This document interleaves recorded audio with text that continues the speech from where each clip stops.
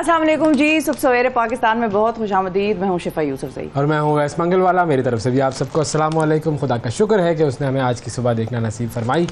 और आज की सुबह का आगाज़ वैस मैं आपसे ना कुछ एक तो उदासी सी है, अजीब सी उदासी है मुझे। उदासी है तो क्या हुआ, खैर होता है, क्या हो गया, खैर है, खैर है, खैर है, जिंदगी है, हाँ, मेरा ख्याल है मुझसे एक गलती भी हो गई है तो कोई बात नहीं, नो प्रॉब्लम, इसमें मतलब क्या बड़ी बात है। कौन सा ऐसा शख्स है जिससे गलती नहीं हुई है दुनिया में? ये भी है वैसे, खैर चिल करे, खैर है। अच्छा, एक शख्स ने मुझे एक काम कहा जो कि मैं जानती थी कि मैं नहीं कर सकती, लेकिन मैं उसको ना नहीं कर सकी। मतलब वो मुझ पे थोप के चला गया एक तरह से काम के, आप करेंगी, थैंक यू, बहुत शुक्रिया, बहुत मेहरबानी, और निकल गया। हाँ। बाय बाय टाटा, एक्सपेक्टिंग कि मैं ये करूंगी। तो चले, हो जाता है, ये भी होता है। खैर है, कोई बात नहीं, कोई बात नहीं। यानी कि उदासी भी है मुझे और गलती भी मुझसे कर दी है मैंने। गलती भी, एक शख्स ने मुझसे एक्सपेक्टेशंस भी बांध ली हैं जो कि मुझे पता है मैं डिलीवर भी नहीं उनको कर सकती। कोई बात नहीं। अच्छा, एक शख्स है जो मुझे पसंद नहीं है, उससे मैं ताल्लुक खत्म करने के भी दरपे हूँ कि भाई बस ना ही वो मुझे मिला करे और ना ही मेरा उसके साथ कोई ताल्लुक हुआ। पता नहीं, अनफ्रेंड करना लोगों को जिंदगी में बड़ा मुश्किल। खैर है, होता है, क्या हुआ। लोगों की दोस्तियां इससे पहले कि आज तक 8 अरब लोग दुनिया में रहते हैं।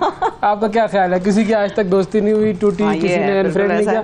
खैर ये सब छोटी छोटी बातें, कोई मसला नहीं, ये सब छोटी छोटी बातें। ये है नाजरीन आज का लेसन कि ये सब छोटी छोटी बातें हैं। अब ये मुझ पे ना थोप देना, मेरी जिंदगी में बहुत सारी चीजें जाहिर है हर एक की चलती है, लेकिन ऐसा भी नहीं है कि मैं लोगों से लोग नाते खत्म करने के दर पे हूँ। लेकिन हम बहुत मरतबा बहुत सी ऐसी चीजें करके उन पे परेशान होके बैठ जाते हैं, हिम्मत हार के, हथियार फेंक के, बस जैसे पता नहीं क्या हो गया। भाई किसी ने आपसे कोई तवक्कुआत रखनी है और आप उन पर पूरा नहीं उतर पाए तो इंसान है, नो प्रॉब्लम, चलता है, नो प्रॉब्लम। फिर अगर आपको कोई चीज बुरी लग रही है, दिन आपका ठीक नहीं गुजरा, खामखा नाक चढ़ी हुई है, मूड खराब है, होता है भाई, सब चलता है, जिंदगी है। जिंदगी आप एहसासात का एक नमूना है और आप में अच्छे एहसासात भी हैं, बुरे एहसासात भी हैं। कभी आपने किसी को डांट वांट दिया या कोई आपसे नाराज हो गया, वो भी खैर है, चलता है भाई। नाराजगियां भी होती हैं, रिश्ते बनते हैं, रिश्ते टूटते हैं, ये सारी चीजें हमारी जिंदगी में होती हैं। Accept it as a fact, accept it being something natural. वो हम जब मैट्रिक किया ना, जब मैंने एक दफा मैट्रिक किया, एक दफा नहीं नंबर ठीक है, मैट्रिक में सही आए थे। अच्छा। तो हमारी एक टीचर थी इस्लामियत की, हम सब टीचरों से ऑटोग्राफ ले रहे थे, तो उन्होंने ऑटोग्राफ पे लिखा कुछ ना कुछ हो ही जाएगा, घबराएं क्यों, कैसा। तो बुनियादी तौर पर मुद्दा ये है। और फिर वो किसी एक बड़े अजीम फलसफी ने कहा था ना कि बड़े बड़े शहरों में छोटी छोटी बातें होती रहती हैं। ये भी बिल्कुल सुना है मैंने, कहीं किसी फलसफी ने कहा था, बिल्कुल। तो ये भी होता रहता है, तो इसीलिए आपको होता रहता है भाई कि कोई बात नहीं। ए ज़ेब्रा क्रॉसिंग की मलका, क्या ए ज़ेब्रा क्रॉसिंग की मलका, होता है चलता है। क्या वैसे मैचिंग है भाई, बड़ी ज़ेब्रा की मैचिंग है भाई। ज़ेब्रा मेरा ज़ेब्रा नहीं, ज़ेब्रा आपके पास है। ज़ेब्रा क्रॉसिंग की ये देवता मलका, ज़ेब्रा क्रॉसिंग, मलका ज़ेब्रा हमारे साथ मौजूद है, तो इसी चिल करें, ठीक है। अभी आपको मैं 60 सेकंड न्यूज़ दिखाता हूँ, वो भी देखें, उसके बाद कहें खैर होता है, सब होता है, ये सब चलता है। दिखाए 60 सेकंड न्यूज़। समुद्री तूफान कराची से 550 किलोमीटर दूर, पाक फौज के हिफाजती दस्ते तैयार। कराची में 100 मिलीमीटर और देही सिंध में 300 मिलीमीटर बारिश मुतवक्के। स्टेट बैंक ने मॉनेटरी पॉलिसी का ऐलान कर दिया, शराय सूद 21% बरकरार। मेयर कराची का मामला, पीटीआई के दर्जनों यूसी चेयरमैन का हाफिज नईम को वोट देने से इनकार। आलमी मार्केट में तेल की कीमत में गैर मामूली कमी, तेल की कीमत तकरीबन $3 फी बैरल तक गिर गई। दुबई में मनी लॉन्ड्रिंग करने पर 30 रुकनी गैंग को मजमूई तौर पर 96 साल की सज़ा। ईरान ने अमेरिका से जौहरी मुआहदे की बहाली के लिए मुज़ाकरात की तस्दीक कर दी। चीन ने ज़लज़ला आने से पहले कुछ सेकंड्स में वार्निंग देने वाला बड़ा सिस्टम तैयार कर लिया। और स्वीडन की अदालत ने कुरान पाक को जलाने के लिए मुनक़िद करदा इज्तिमा पर पुलिस की पाबंदी को मुस्तरद कर दिया। कहा, पुलिस के पास इज्तिमा रोकने का कानूनी जवाज़ नहीं। जी, ये थी 60 सेकंड न्यूज़। अब आपने 60 सेकंड न्यूज़ भी सुन ली, तो उसमें क्या था, खैर ही है ना, मतलब ठीक तूफान आने वाला है, बहुत सारी जगहों पर आता है, अल्लाह खैर करे, सबके लिए खैर करे, लेकिन खैर है, दिल पे हावी ना करें, होता है, ये होता है, सवार ना करें। अच्छा, कुछ चीज़ों पे खैर नहीं भी है। अच्छा, वो क्या? मतलब स्टेट बैंक ने शरह सूद 21% रखी हुई है। अब सूद जो है वो ऐसा मामला है कि जिसमें कभी खैर हो ही नहीं सकती, ये तो अल्लाह ताला ने कह दिया, तो इसमें खैर नहीं हो सकती, इसको आपने सुधारना है। फिर तेल की कीमत में कमी हो गई, हेलो, खैर है भाई, अच्छी बात है। थोड़ी सी खैर हो गई है, आलमी मार्केट में हुई है। फिर चीन ने ज़लज़ले से पहले जो है वो कोई सिस्टम निज़ाम बना लिया, बिल्कुल, कि आपको सेकंड्स पहले बस मालूम हो जाएगा, लेकिन उन सेकंड्स पहले जो 25वीं मंजिल पे है तो ऊपर से कैसे निकलेगा, मुझे बताएं। वो चीन वाले कुछ ना कुछ इलाज कर लेंगे, इसका भी इलाज कर लेंगे, उसको ड्रोन दे देंगे, ठीक है ना। तो ये भी सही है। और हाफिज़ नईम साहब जो है वो पता नहीं उनको वोट देंगे मेयर के लिए सब लोग या नहीं देंगे, लेकिन हाफिज़ साहब खैर है, कोई बात हमें समझ आ रही है सारी, लेकिन खैर है हाफिज़ साहब। एक और मामला है जिसमें खैर नहीं है। अच्छा, वो क्या है? वो आखिरी खबर जो थी कि स्वीडन की अदालत ने कहा है कि भाई ये जो कुरान जलाने के जो वाक़यात होते हैं उस पर पुलिस ने पाबंदी लगाई हुई है कि जी इस तरह से आप मजबे ना करें। तो उनकी अदालत ने कहा नहीं जी करें, बिल्कुल। तो ये इस पर खैर नहीं है और इसके ऊपर हमें कुछ करना पड़ेगा। तो ये बस फ्रीडम ऑफ चॉइस के नाम पर और फ्रीडम ऑफ एक्सप्रेशन के नाम पे ना ये लोग कभी कभी बिल्कुल ही अंधे हो जाते हैं। हाँ जी, बिल्कुल। लेकिन खैर बहरहाल एक और मामला है कि जिसमें बड़ी खैर की जो है तवक्कुआत रखी जा रही है। वो क्या? ईद उल अज़हा की छुट्टियां जो हैं वो अब हर तरफ से अनाउंसमेंट्स होंगी, यहाँ से भी छुट्टियां, वहाँ से भी छुट्टियां। लोग बताएंगे भाई हमारे यहाँ 3 है, लोग कहेंगे हमारे यहाँ 4 है, और हम कहेंगे पता नहीं कितनी, अभी तो इंतजार कर रहे हैं हम।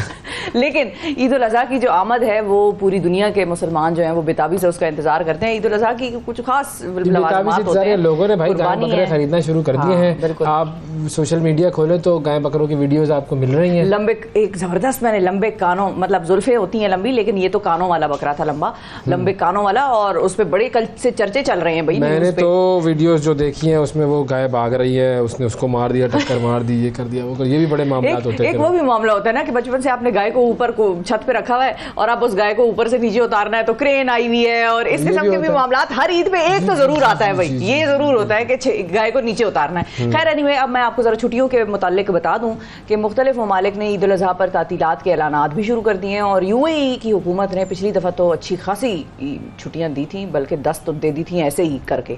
और इस मौके पर 9 से 12 ज़िलहज की छुट्टियों का ऐलान कर दिया गया है। 9, 10, 11, 12 4 दिन जी। और सरकारी मुलाजमीन के लिए छुट्टियों की तादाद ज़्यादा होगी, ये भी कहने में आ रहा है। अच्छा, वो हफ्ता और इतवार के अलावा 27 जून से 30 जून तक की तातीलात के मज़े लेंगे, क्योंकि ये याद रखिए कि उधर जो है वो छुट्टी उनकी जुम्मे को होती है, जुम्मे को पहले की भी होगी। फिर जहाँ तक इस सवाल का ताल्लुक है कि ईद किस दिन होगी, तो आलमी फल्कियाती जो मराकज़ हैं उनके माहिरीन के मुताबिक पाकिस्तान में 28 जून को ईद होगी। मैंने इसलिए रुक गई बोलते बोलते कि मेरे जहन में वो आ गया था, वो जो होता है ना कि अगर किसी ने बताया कि इस दिन चांद नजर आया है तो उसकी खैर नहीं है, तो मैंने कहा कि मैं यहाँ पे बताऊं या ना बताऊं। लेकिन ये माहिर फल्कियात के मुताबिक एक एस्टिमेट दिया गया। ऑफ कोर्स ईद का प्रॉपर ऐलान, डिस्क्लेमर भी दे दें आपने। हाँ, डिस्क्लेमर भी मैं दे दूं। ऑफ कोर्स बाकायदा ऐलान हुकूमत पाकिस्तान की तरफ से ही आएगा। 29 को, ये पहले भी ऐलान हो चुका है, 29 जून को जुमेरात को ईद का इम्कान है, तो ईद का पहला दिन जुमेरात को होगा,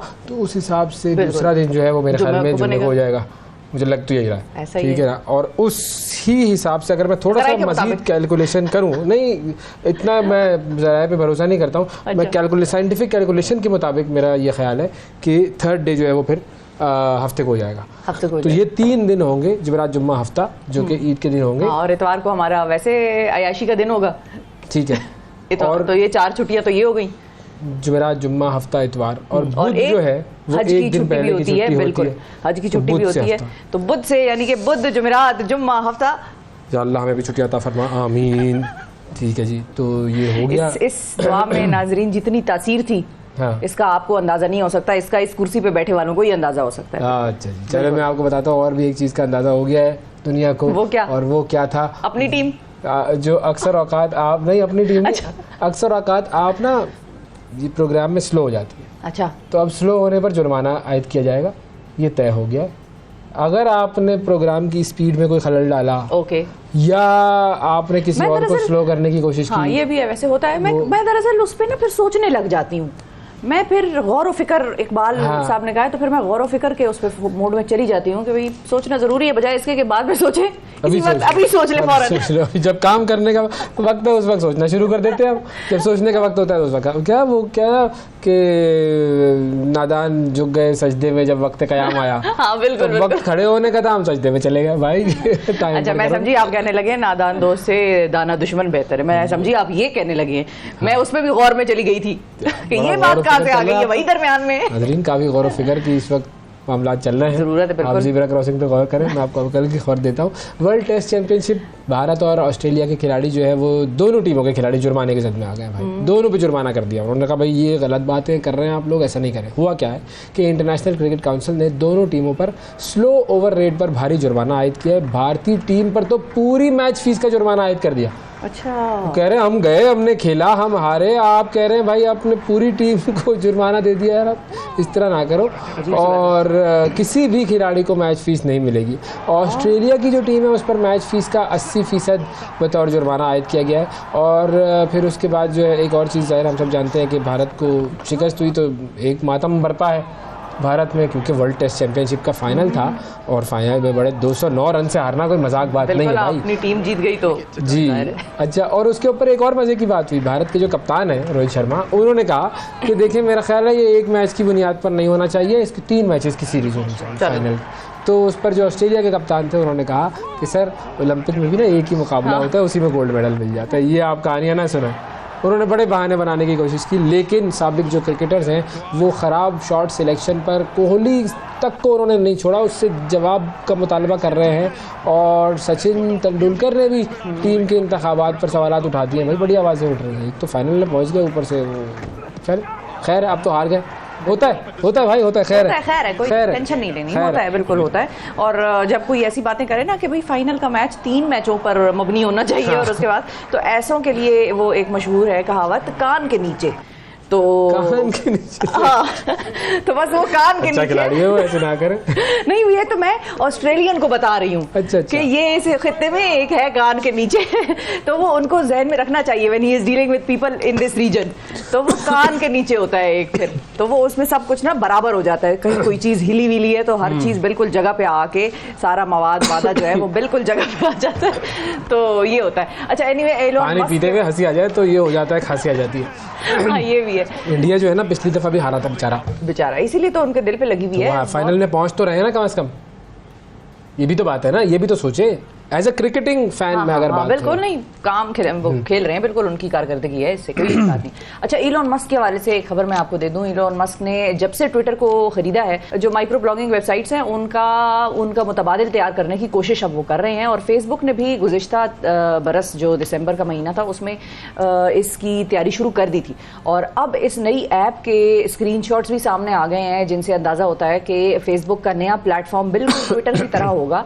और अभी तक इस प्लेटफॉर्म को रिलीज करने की हतमी तारीख नहीं सामने आई है और इसकी लॉन्चिंग का पता नहीं कि कब होगी, लेकिन उम्मीद यही है कि चंद माह बाद इसे लॉन्च कर दिया जाएगा। ये अजीब एक टेंशन है भाई, अभी पहले उधर फॉलोअर बनाओ, फिर इधर बनाओ फॉलोअर, अब खामखा है। ट्विटर ने वो स्पेस क्रिएट कर ली है। You should come up with another idea, कुछ और चीज करें, कोई वैरायटी लेके आए। अच्छा, फेसबुक की जो एप्लीकेशन है उसमें एक खास बात ये होगी कि इंस्टाग्राम पर मौजूद शख्सियात अपने फॉलोअर्स को इस नए प्लेटफॉर्म पर मुंतकिल कर सकेंगे। इंस्टाग्राम पे तो वैसे ही फॉलोअर नहीं बनते हमारे, बड़ी खवातीन के फॉलोअर बनते हैं, वो तस्वीरें चल रही थी करके। लेकिन मैं आपको बताऊं कि इंस्टाग्राम पे फॉलोअर्स को जो है जमा करना सबसे मुश्किल है। इंस्टाग्राम का जो प्लेटफॉर्म है वो उसकी कोई है ऐसी जो भी गलत है, उस पे सबसे एल्गोरिदम्स बिल्कुल जो भी सबसे मुश्किल है उस पे। ऐसे थोड़ी होता है, अब हम पहले उधर फॉलोअर लपेटे फिर इधर फॉलोअर लपेटे, ये तो इस चक्कर में लग जाएंगे पूरा वक्त, और कोई काम हम नहीं करेंगे, काम नहीं हो सकेगा। लेकिन खैर बहरहाल इंस्टा के आपके फॉलोअर्स उस प्लेटफॉर्म पर मुंतकिल हो जाएंगे। लोग जरूर एक मरतबा उसको चेक करने के लिए जरूर ज्वाइन करेंगे, देखेंगे भाई ये क्या है, डिफरेंस क्या है, फिर उस पर तबसरे होंगे, फिर तज्जियत करेंगे। लेकिन जो इलॉन मस्क ने बना लिया है ट्विटर एक तरफ, तो उसका बना क्या है, उसने तो खरीद लिया, लेकिन ये कि अब जो उसका है वो है, अभी फिलहाल चलेगा। बाद में फेसबुक के मामला देखेंगे कि कितना कामयाब होता है। ये इलॉन मस्क ने ट्विटर बनाया, हमारे यहाँ दादियाँ स्वेटर बनाती थी सर्दियों में, ऐसा कि हल्का ले लिया है। हाँ बिल्कुल, बनाया उसने तो लिया है। हमारे तो दादियाँ फिर भी वो निटिंग क्या, वो 2 स्वेटर बुनती थी। हाँ बिल्कुल, ये ट्विटर पे इतना इतरा रहा है। अच्छा, तो यूरोप की तरफ मैं आपको ले जाऊँ। आज आपने यूरोप की खबर नहीं दी है। हाँ, बस यूरोप जो है वो शदीद गर्मी की लपेट में आ गया है, शदीद तरीन गर्मी की लपेट में आ गया है। फ्रांस और बरतानिया में दर्जा हरारत 30 डिग्री सेंटीग्रेड तक आ गया है, जो कि हमारे यहाँ नॉर्मल है। और वो जो हमने बात की थी ना, एहलकार जो इस्तकबाल के लिए खड़े होते हैं हुक्मरानों के पूरी यूनिफॉर्मों में, वो हमने बताई थी आपको वीडियो के भाई 3 एहलकार से निडाल होकर गिर गए थे बरतानिया में। अब फ्रांस में भी ऐसा ही वाकया पेश आया है और कल वाली तो ये चल रही है, देखिए हमारी स्क्रीन पे कल वाली चल रही है। मडागास्कर के जो सदर हैं आंद्रे राजोलिना, वो फ्रांस के दौरे पर गए तो फ्रांसीसी सदर जो है एमानुएल मैक्रोन, उन्होंने उनका इस्तकबाल किया और इस मौके पर एक साथ में खड़ा हुआ फौजी एहलकार जो था वो गर्मी के बायस लड़खड़ाने लगा। फिर चंद लोगों ने उसको संभाला और उसको फिर सुतून के साथ बिठा दिया। अच्छा। मैक्रोन और ये जो रजोलिना साहब थे उनको इस हंगामे का इल्म ही नहीं हुआ और वो हाथ मिलाकर इमारत में चले गए। उनका भाई चलो। एक और ख़तरे की घंटी है वो पाकिस्तान और भारत के लिए और हमारे साहिली पट्टी पर जो है वो बज रही है और हमारे साहिली जो इलाके हैं वो ख़तरे से दो चार हैं, जिसकी वजह से मल्लाहों को समंदर में ना जाने की हिदायत कर दी गई हैं और बड़ी सख्ती से इस दफ़ा जो है उस पर अमल दरामद कराया जा रहा है। ये समुद्री तूफ़ान कराची के साहिल से करीब तर होता जा रहा है, तकरीबन 400 किलोमीटर करीब रह गया है। बिल्कुल। और इसकी वजह से सिंध में 100 मिलीमीटर तक बारिशें मुतवक्के हैं, जबकि सिंध में कराची में 100 मिलीमीटर तक हो जाएगी और सिंध के जो देही इलाके हैं वहां पर तो कहा जा रहा है कि 300 मिलीमीटर बारिश हो जाएगी। बिल्कुल। और मुराद अली शाह साहब ने भी कल जब प्रेस कॉन्फ्रेंस की तो उन्होंने भी अपने जो सिंध में इसके हवाले से इकदाम थे उनका जिक्र भी किया। उन्होंने कहा हम बिलबोर्ड्स वगैरह भी उतरवा रहे हैं जो इस किस्म की खतरनाक बिल्डिंग्स हैं। बिलबोर्ड तो खैर हुजूर वाला जनाब अली इज्जत बाप जान के अमान पाऊँ तो अर्ज करूँ कि बिलबोर्ड उतारने का ऑर्डर तो अदालतों ने काफ़ी अरसे से दे रखा है। चलो तूफान अब ऑर्डर दे रहा है तो उसकी वजह से उतार ले बस चले। और मुझे इसका नाम नहीं समझ में आया बेचारे, बिपरजॉय। अच्छा, बिपरजॉय पता नहीं क्या है। ये मैं आपको बताता हूँ, मैंने इसके ऊपर थोड़ी तहकीक की। अच्छा बताएं क्या है। क्या है बेसिकली ये जो है ये बंगाली ज़बान का लफ्ज़ है, इसका मतलब है आफत। ओके जी। और तूफ़ानों के नाम जो है ना वो बेसिकली वर्ल्ड मेट्रोलॉजिकल ऑर्गेनाइजेशन है उसकी जानिब से जारी हुक्मनामा, एक उसका पूरा एक प्रोटोकॉल है, उसके तहत रखे जाते हैं। अच्छा। और समुद्री तूफ़ानों के नामों की हमारे खित्ते में 13 फहरिस्तें मौजूद हैं। पहली जो फहरिस्त है उसके नाम ख़त्म हो गए। बेपरजॉय जो है वो दूसरी फहरिस्त का पहला नाम है जो कि बांग्लादेश ने तजवीज़ किया था। ओके, तो हमने भी कोई नाम तजवीज़ किया है वैसे? मेरा ख्याल है किया था हमने। मेरा ख्याल है हमने किया था, हमने खबर भी दी थी आपको, इफ आई एम नॉट। पहले 2 खवातीन के नाम पर भी थे ना वो, जी वो अमेरिका में खवातीन के नाम पर होते हैं, लेकिन मर्दों के नामों पर भी होते हैं, फ्रांसिस जोन्स वगैरह, हरिकेन फ्रांसिस और हरिकेन कैटरीना और ये सब, तो वहाँ पे उन्होंने इक्वल रखा हुआ है। बिल्कुल जी। तो ये तो हो गया मामला इनका। अब हम एक काम करते हैं कि मौसम की तरफ बढ़ते हैं। हाँ बिल्कुल। उसके बाद हम जरा देख लें, हमारे रिपोर्टर वगैरह भी होने चाहिए क्योंकि कराची में जो है वो काफ़ी सूरत हाल, और जो मैं सोशल मीडिया पर वीडियो देख रहा हूँ, जो हालात देख रहा हूँ मैं तूफ़ान की, बन्नू की खास तौर पर, और जिस तरीके से वहाँ पर बुरा हाल हुआ है भाई, जानवरों के पूरे वो जिसको कहते हैं ना रेवड़, वो रेवड़ जो है वो ज़मीन पर पड़े हुए हैं और उनकी जानें चली गई। और बहुत सारे लोग उस इलाके के, क्योंकि ज़ाहिर है बहुत उस तरह से एडवांसमेंट नहीं हुई अभी उन इलाकों में, तो बहुत सारे लोग ये भी बताते हैं, कल मैं पढ़ रही थी कि वो कहते हैं कि हो सकता है पाकिस्तान में भी ये साइक्लोन्स किस्म का और इस किस्म का मामला शुरू हुआ हो इन इलाकों में, लोगों को पता ही ना चलो। लोग आमतौर पर आम जबान में यही कहते हैं कि भाई तूफान आया, उन्होंने ये थोड़ी देखा कि वो तूफान किस तरह से घुमा या किस तरह से, क्योंकि वो जानवर कहते हैं पूरे के पूरे रेवड़ मरे हुए हैं उधर पड़े हुए थे जमीन। अच्छा, फिर अब इनखला का सिलसिला भी शुरू कर दिया गया है। बहुत सारे लोगों को इनखला किया जा रहा है। 50 के करीब जो है वो कल तक इनखला हो गया था और बात ये हो रही है कि तकरीबन 80-90 हज़ार लोगों को जो है वो शायद मुंतकिल करना पड़े। अब ये कितना तूफ़ान हमारे यहाँ पर पहुँचेगा या नहीं पहुँचेगा, क्योंकि अभी भी हो सकता है थोड़ी सी वो डायरेक्शन चेंज कर रहा था जो आखिरी खबरें आने तक, तो अगर वो डायरेक्शन चेंज कर लेता है तो फिर वो शायद गुजरात वगैरह की तरफ निकल जाए, या अगर दूसरी तरफ जाएगा तो फिर ओमान की तरफ निकल जाएगा।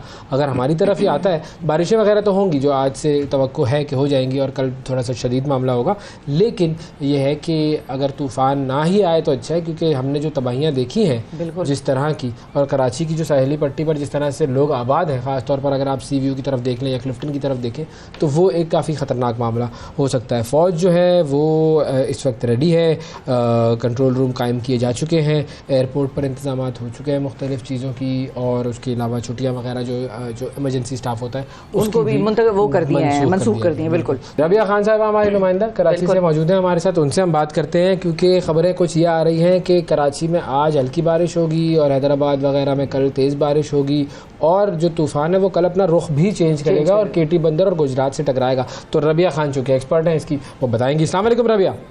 जो बैठ जाती। वालेकुम सलाम जी। बहुत शुक्रिया रबिया। कहाँ पर मौजूद हैं बताइएगा। मौसम समुंदर पे यहाँ आवाज़ें तो आपने आ रही है समुंदर की। मैं जानबूझ के पूछ रही हूँ।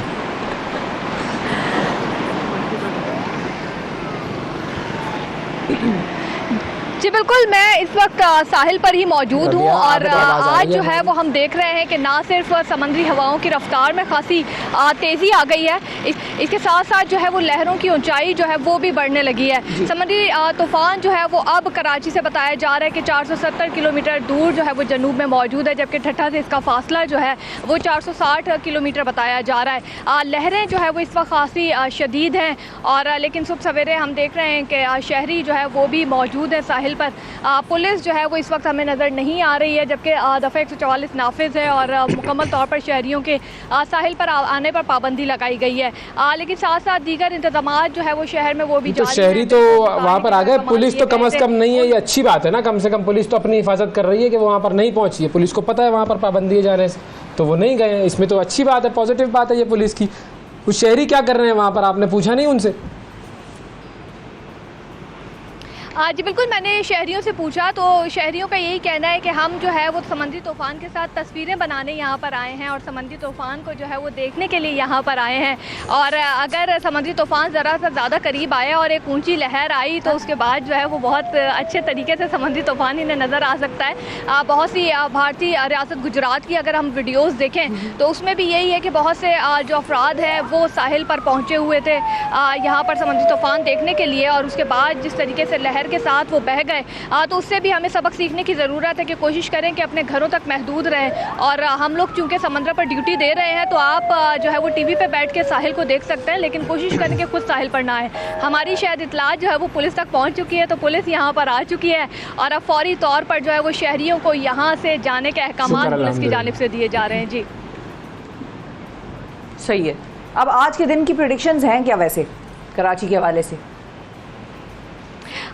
आज के दिन की अगर प्रेडिक्शंस की हम बात करें तो आज कराची समेत जो है वो सिंध के दीगर अजला जिनमें ठट्ठा, बदीन, सजावल, इसके अलावा थरपारकर, मीरपुर खास में जो है वो गरज चमक के साथ मूसलाधार बारिश का इम्कान जाहिर किया गया है। महकमा मौसमियात का कहना है कि समुद्री तूफ़ान जो कि इस वक्त ठट्ठा से 460 किलोमीटर दूर है, इम्कान जाहिर किया जा रहा है कि वो इस वक्त तो क्योंकि उसका रुख जो है वो सिंध और कराची की जानिब ही है, लेकिन कल जो है वो उसके रुख में थोड़ी बहुत तब्दीली का इम्कान जाहिर किया जा रहा है। और अगर तब्दीली ना हुई खुदा ना खास्ता तो समुद्री तूफ़ान जो है वो कराची की साहिली पट्टी से भी टकरा सकता है। लेकिन कल हल्की सी रुख में तब्दीली के बाद जो है वो शुमाल मशरिक यानी केटी बंदर और गुजरात की जानिब रुख कर लेगा, तो जिसके बाद गुजरात और केटी बंदर की बिल्कुल जो बीच की का सेंटर हिस्सा है वहाँ से जो है वो 15 जून के सुबह सवेरे समुद्री तूफ़ान टकराएगा। लेकिन बारिशों का सिलसिला जो है वो आज रात से शुरू हो जाएगा और ठट्ठा, बदीन, लाड़काना समेत जो है वो इसके अलावा सजावल में तेज़ तूफ़ानी बारिशों का इम्कान है। और इस बारिशों के साथ साथ जो है वो तकरीबन 100 से 120 किलोमीटर फ़ी घंटा की रफ्तार से हवाएं चलेंगी। शदीद बारिशों के अलावा जो है वो बताई जा रहा है कि जो हवाएं हैं उनसे ज़्यादा नुकसान का खदशा है, तो उसके लिए इक़दाम किए जा रहे हैं। साथ साथ जो साहिली इलाकों में लोग मौजूद थे उनके इनखला का काम भी जो है वो तकरीबन जो है वो मुकम्मल कर लिया गया है। और बहुत से इलाके ऐसे भी थे, इब्राहिम हैदरी जैसा इलाका, जहाँ लोगों ने जो है वो अपने घर खाली करने से इनकार कर दिया और उनका ये कहना था कि हमारा जो है वो बचपन से समंदर से एक नाता है, तो समुद्री तूफ़ान के बायस हम अपने घर खाली नहीं करेंगे। लेकिन हुकूमत की जानिब से उनको फोर्स किया जा रहा है कि वो अपने घर खाली कर दें ताकि नुकसान, जानी नुकसान से जो है वो बचा जा सके। जी बहुत शुक्रिया रबिया खान हमारे साथ मौजूद थे। अब ये देखें, ये खुशनाक बात है क्योंकि जो इब्राहिम हैदरी का इलाका है मछेरे वगैरह वहाँ पर रहते हैं। अब वो अगर अपना इलाका खाली नहीं करेंगे तो भाई समुंदर के साथ रिश्ता तो है, हम सबका एक रिश्ता है, लेकिन समुंदर में जब तूफ़ान आता है ना तो फिर समुंदर किसी का नहीं होता है। तो इसीलिए अल्लाह ताला सब की जी खैर करे जी। ठीक है, तो ये तो थी तूफ़ान की बात। मुझे मैसेज एक आया है जी, क्या? और वो मैसेज आया है फ्रांस से। क्या, कौन है? आपके लिए भिजवाया है उसने मैसेज। उसने कहा है तो नहीं है, मैक्रोन है। उसने कहा है मैक्रोन। क्या कर रहा था वो? मैक्रोनी तो नहीं खा रहा था सुबह सुबह और वीडियो नहीं भेजी उसने? नहीं, उसने कहा कि मैं माजरत खाऊं। उसने वाकई वो सॉरी वॉरी की है, बड़ी अपॉलॉजीज वो कर रहा था। उसने कहा अवैस को बताएं कि मैंने उसके लिए खास तौर पर वो वीडियो भिजवाई है जिसमें मेरे दिखा दे भाई वो बेचारा क्या था मामला। वो दोनों हाथ मिला रहे और वो पीछे बंदा गिर रहा है। अब ये फिक्र ही नहीं है ना इनको, मैक्रोन साहब को और जो दूसरे साहब हैं वो दोनों अपना हाथ वाथ मिलाने में लगे हुए हैं। भाई जो भी जज्बा खैर सगाली से वो मिल रहे हैं और उसके पीछे आप देखें तो वो बेचारा बंदा गिर रहा है, उसको लोग संभाल रहे हैं। और यूनिफॉर्म भी इस कदर इनके होते हैं, हाँ वो देखें गर्मियों में क्या लॉन के होने चाहिए यूनिफॉर्म मेरे ख्याल में। बिल्कुल, वो पुराने वक्तों में बच्चों को माएँ पहनाती थी ना मलमल के कुर्ते, मलमल के वाइट कलर के कुर्ते पहनाती थी, तो वो मलमल के कुर्ते पहना के इनसे परेड कराई। और क्या भाई, अगर करवानी है तो क्यों इनको बेचारों को इतनी तगुदौ में डाल रहे हैं। बहरहाल ये वीडियो चल गई, थैंक यू मैक्रोन, अल्लाह तुम्हें खुश रखे, वरना तुम्हारी सदारत जो थी ना वो मैं खत्म खतरे में थी। बिल्कुल खत्म में जो थी, जो भी था ये मैक्रोन गलत किया था इसने, लेकिन चलो मामला सही हो गया। वक्फा लेते हैं, वक्फे के बाद दोबारा हाजिर होंगे, हमारे साथ रहिएगा। सुबह सवेरे पाकिस्तान, सुबह सवेरे पाकिस्तान, सुबह सवेरे पाकिस्तान।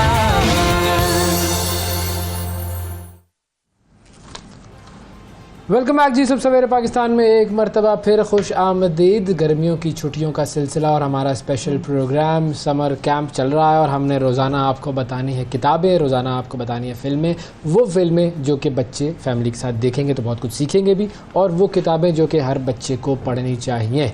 तो सबसे पहले कहाँ जाएं, फिल्म पर या जाएंगे? बिल्कुल चल यार फिल्म की तरफ ही चले जाते हैं भाई। मैं किताबों की तरफ जाना चाह रहा हूँ तो आप फिल्मों की तरफ ले जाती है। नहीं, फिल्में अच्छी होती है, फिल्में देखनी चाहिए और ढंग की फिल्में देखनी चाहिए। हारून शोएब साहब हमारे साथ मौजूद हैं, हमारे फिल्म एनालिस्ट। अस्सलाम वालेकुम हारून साहब, कैसे हैं? थैंक यू सो मच जी, अस्सलाम वालेकुम। हारून साहब बहुत शुक्रिया सर, आपने प्रोग्राम के लिए वक्त निकाला। ये बताइए आज बच्चों को कौन सी 2 फिल्मों के बारे में बताएंगे आप?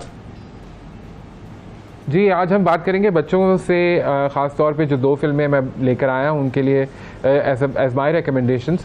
वो एक तो पाकिस्तानी फ़िल्म है जिसका नाम है सितारा, अच्छा। और दूसरी जो एनिमेटेड इंग्लिश फिल्म है उसका नाम है फाइंडिंग नीमो। फाइंडिंग नीमो और सितारा, ठीक है। सितारे के बारे में इतना नहीं हम जानते, इसलिए पहले आगाज हम सितारे से करते हैं। फाइंडिंग नीमो यकीनन बड़ी मशहूर और मकबूल है बच्चों में भी, तो पहले बताएं जरा कि सितारे में हमें क्या देखने को मिलेगा और सितारा क्यों देखनी चाहिए बच्चों को?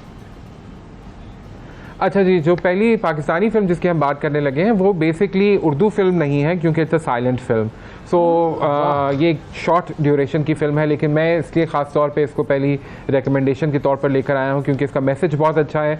शर्मीन उबैद चुनॉय की लिखी हुई और डायरेक्ट की हुई फिल्म है। आपको पता है कि शर्मीन उबैद चुनॉय जो है वो पाकिस्तान की ऑस्कर विनिंग जो है वो डायरेक्टर हैं और ये उनकी फ़िल्म है और बहुत खूबसूरत फिल्म है। 15 to 18 मिनट्स ड्यूरेशन की ये एनिमेटेड फिल्म जो है उसका मैसेज जो है वो बहुत अहम है और वो बच्चों के लिए भी बहुत अहम है और बड़ों के लिए भी बहुत अहम है। तो बड़ा अच्छा है कि जब अभी छुट्टियां शुरू हुई हैं तो बड़े और बच्चे मिलकर ये फिल्म देखें, और ये फिल्म अवेलेबल है ऑनलाइन भी और OTT प्लेटफॉर्म्स के ऊपर भी। अच्छा। तो ये फिल्म देखें, इसके अंदर मैसेज बहुत अच्छा है बच्चियों के हवाले से, बच्चियों की तालीम के हवाले से। So it's a very interesting film और ये पाकिस्तान की शुरू की एनिमेशन फिल्मों में से है।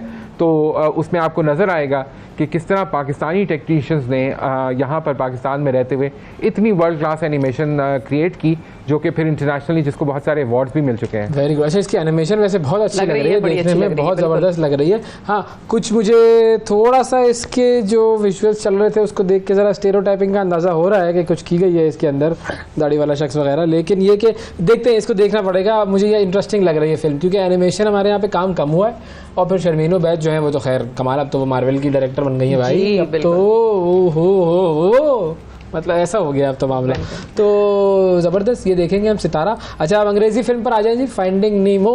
वो तो खैर बहुत सारे बच्चों ने देखी भी है, लेकिन जिन्होंने नहीं देखी उनके लिए सर बताइए कि ये फिल्म क्यों देखना ज़रूरी है और क्या है इसमें?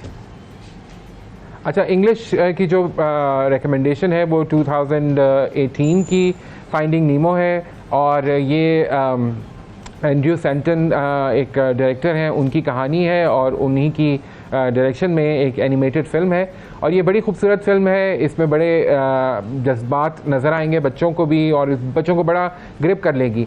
ये फिल्म है एक मछलियों के बारे में, जिसमें मार्विन एक मछली है जिसका एक बेटा है नीमो, और वो दोनों बाप बेटा जो है वो बिछड़ जाते हैं और फिर ये कहानी है कि किस तरह जो है मार्विन जो है वो इस सफ़र पे निकलता है कि वो अपने बेटे को ढूंढे। और ये बाप और बेटे के रिश्ते की बड़ी खूबसूरत सी कहानी है जिसमें वो सारे जज्बात नज़र आएंगे जो कि इंसान भी फील कर सकते हैं, हम अपने पेरेंट्स के लिए फ़ील करते हैं, हम अपने बच्चों के लिए फ़ील करते हैं, और बच्चे वाइस वर्सा अपने पेरेंट्स के लिए फ़ील करते हैं। तो वो बड़ी मज़े की एक कहानी है। इसमें बहुत बड़े बड़े फ़नकारों ने अपनी आवाज़ें भी दी हुई हैं। सो इसके अंदर आपको वो सारे आवाज़ के थ्रू, उस एनिमेशन के थ्रू और कहानी का जो प्लॉट है उसके थ्रू कि वो किस तरह चैलेंजेस को, मुख्तलिफ चैलेंजेस को नबर आजमा होते हुए वो जो दोनों हैं वो अल्टीमेटली मिलते हैं दोबारा, और इस एक्सपीरियंस से नीमो की पर्सनालिटी किस तरह डेवलप होती है।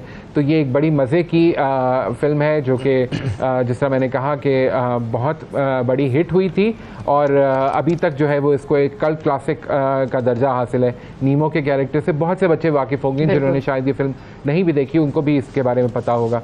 तो ये एक फ़िल्म है जो कि मैं रेकमेंड करूँगा कि बच्चे ये भी ज़रूर देखें। इस हफ़्ते की ये 2 रिकमेंडेशंस हैं, सितारा जो कि पाकिस्तान की एक एनिमेटेड फ़िल्म है, और फाइंडिंग नीमो जो कि इंटरनेशनल एक फ़िल्म है यूएस की बनी हुई। ज़बरदस्त जी। बहुत शुक्रिया अदा करेंगे। हारून शुएब नाज़रीन हमारे साथ थे और बच्चों के लिए मूवीज़ की रिकमेंडेशंस लेकर आ रहे हैं। नीमो जो है वो 2003 में आई थी जी, और जब ये फिल्म आई ना, अच्छा जब मैंने इसको देखा, इस फिल्म को जब आई थी उसी वक्त आपने देख लिया था? हाँ, बिल्कुल, क्योंकि वो मतलब कुछ अर्से बाद ही देख लिया था, मतलब कोई ज़्यादा मैं फासला रखा नहीं था, क्योंकि एक तो ये इतनी अच्छी मूवी लगी मुझे, जो इसके बारे में जब हमने सुना तो मैंने कहा यार फ़ौरन देखना चाहिए। अच्छा, फिर मज़े की बात ये कि जब ये फिल्म जब मैं फ़िल्म पढ़ाता था यूनिवर्सिटी में, तो इस फिल्म के स्क्रिप्ट को मैंने कई मरतबा अपने स्टूडेंट्स को पढ़ाया भी है कई कोर्सेज में। अच्छा। क्योंकि उसकी वजह यह कि अगर किसी ने फिल्म मेकिंग को स्टडी करना है, और ख़ास तौर पर डायलॉग्स और इमोशंस का किस तरीके से यूटिलाइजेशन करना है, चंद ही मिनटों में आप कितने इमोशंस के ज़रिए गुजार सकते हैं अपने व्यूअर्स को, ये आपको इस फिल्म के अंदर नज़र आएगा। फिर जो कैरेक्टर्स हैं वो इतने स्ट्रॉन्ग बनाए हुए हैं, इतने कमाल कैरेक्टर्स बनाए हुए हैं, उन कैरेक्टर्स के ट्रेड्स से आप रिलेट भी कर सकते हैं, और आपको हर लम्हे वो जो अपना इमोशन होता है ना, वो बस कभी आपको लगता है उतार चढ़ाओ, इस तरीके से इतनी फास्ट पेस्ड ये मूवी बनाई गई है। ये कमाल काम किया, बहुत शदीद काम। इसको कहते हैं कि बस आखिर ही कर दिया। हाँ, ये हुआ, सबको देखनी चाहिए फाइंडिंग नीमो। और उर्दू वाली वो एक हिंदी वाली भी अवेलेबल है, वो मत देखें, ठीक है, वो भी अच्छी उन्होंने वॉइस ओवर की है, डबिंग की है, लेकिन जो लेकिन जो अंग्रेजी वाली है वो ज़्यादा अच्छा है, वो देखें ज़्यादा, ताकि आपकी जो ज़ुबान है वो भी अंग्रेज़ी ज़ुबान की भी इम्प्रूवमेंट हो। जैसे हम बचपन में हमें एक्सरसाइज किया करने के लिए कहा जाता था कि डॉन अखबार पढ़े भाई, हाँ, डॉन अंग्रेज़ी के लिए ये एक स्टैंडर्ड था कि भाई डॉन अखबार पढ़ें, और वो सबने पढ़कर सीखी है। तो इसीलिए जो फिल्में हैं उनको आप ओरिजिनल लैंग्वेज में देखें, ज़्यादा मज़ा आएगा। बिल्कुल, हाँ, ऐसा ही है। अब कहाँ चलें जी? हम चलते हैं किताबों की तरफ चलते हैं। मुशर्रफ अली फारूकी साहब हमारे साथ मौजूद हैं, और वो हमें बताएंगे आज की किताबों के हवाले से। अस्सलाम वालेकुम मुशर्रफ साहब, कैसे हैं आप? जी बिल्कुल ठीक, thank you so much for inviting me sir. अच्छा, आज बताइए सर, कौन सी 2 बुक्स हैं जो रेकमेंड कर रहे हैं आप बच्चों को? जी, आज जिन 2 किताबों का हम जिक्र करेंगे, उसमें एक तो बहुत ही मशहूर किताब है, सब बच्चे उसको जानते हैं, बल्कि बड़े ज़्यादा जानते हैं, वो है टोट बटोट के कारनामे और टोट बटोट की दुनिया। इसमें टोट बटोट जो कि सूफ़ी तबस्सुम साहब का बहुत मशहूर किरदार है, उसके बारे में कहानी है। दूसरी किताब जो अंग्रेज़ी की है, उसका नाम है monster folk tales of Pakistan. इसमें पाकिस्तान के हर सूबे से कोई एक मॉन्स्टर की कहानी या एक बला की कहानी।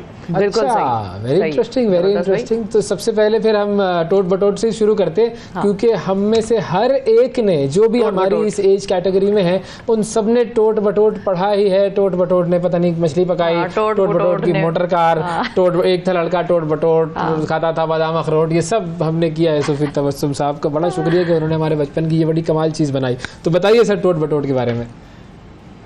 अच्छा जनाब, ये टोट बटोट की दुनिया जो है, ये सूफ़ी तबस्सुम साहब की बहुत मशहूर किरदार टोट बटोट के ऊपर नज़में हैं उनकी। इसके अंदर मसलन मैं आपको थोड़ा सा इसका एक छोटे सी 2 लाइनें पढ़ देता हूँ। जरूर चलें। एक था लड़का टोट बटोट, बाप था उसका मीर सलोट, पीता था वो सोडा वाटर, खाता था बादाम अखरोट। एक था लड़का टोट बटोट। तो ये टोट बटोट साहब हैं, दरख्त के नीचे बैठे हुए हैं, बादाम खा रहे हैं, अखरोट खा रहे हैं और सोडा वाटर पी रहे हैं।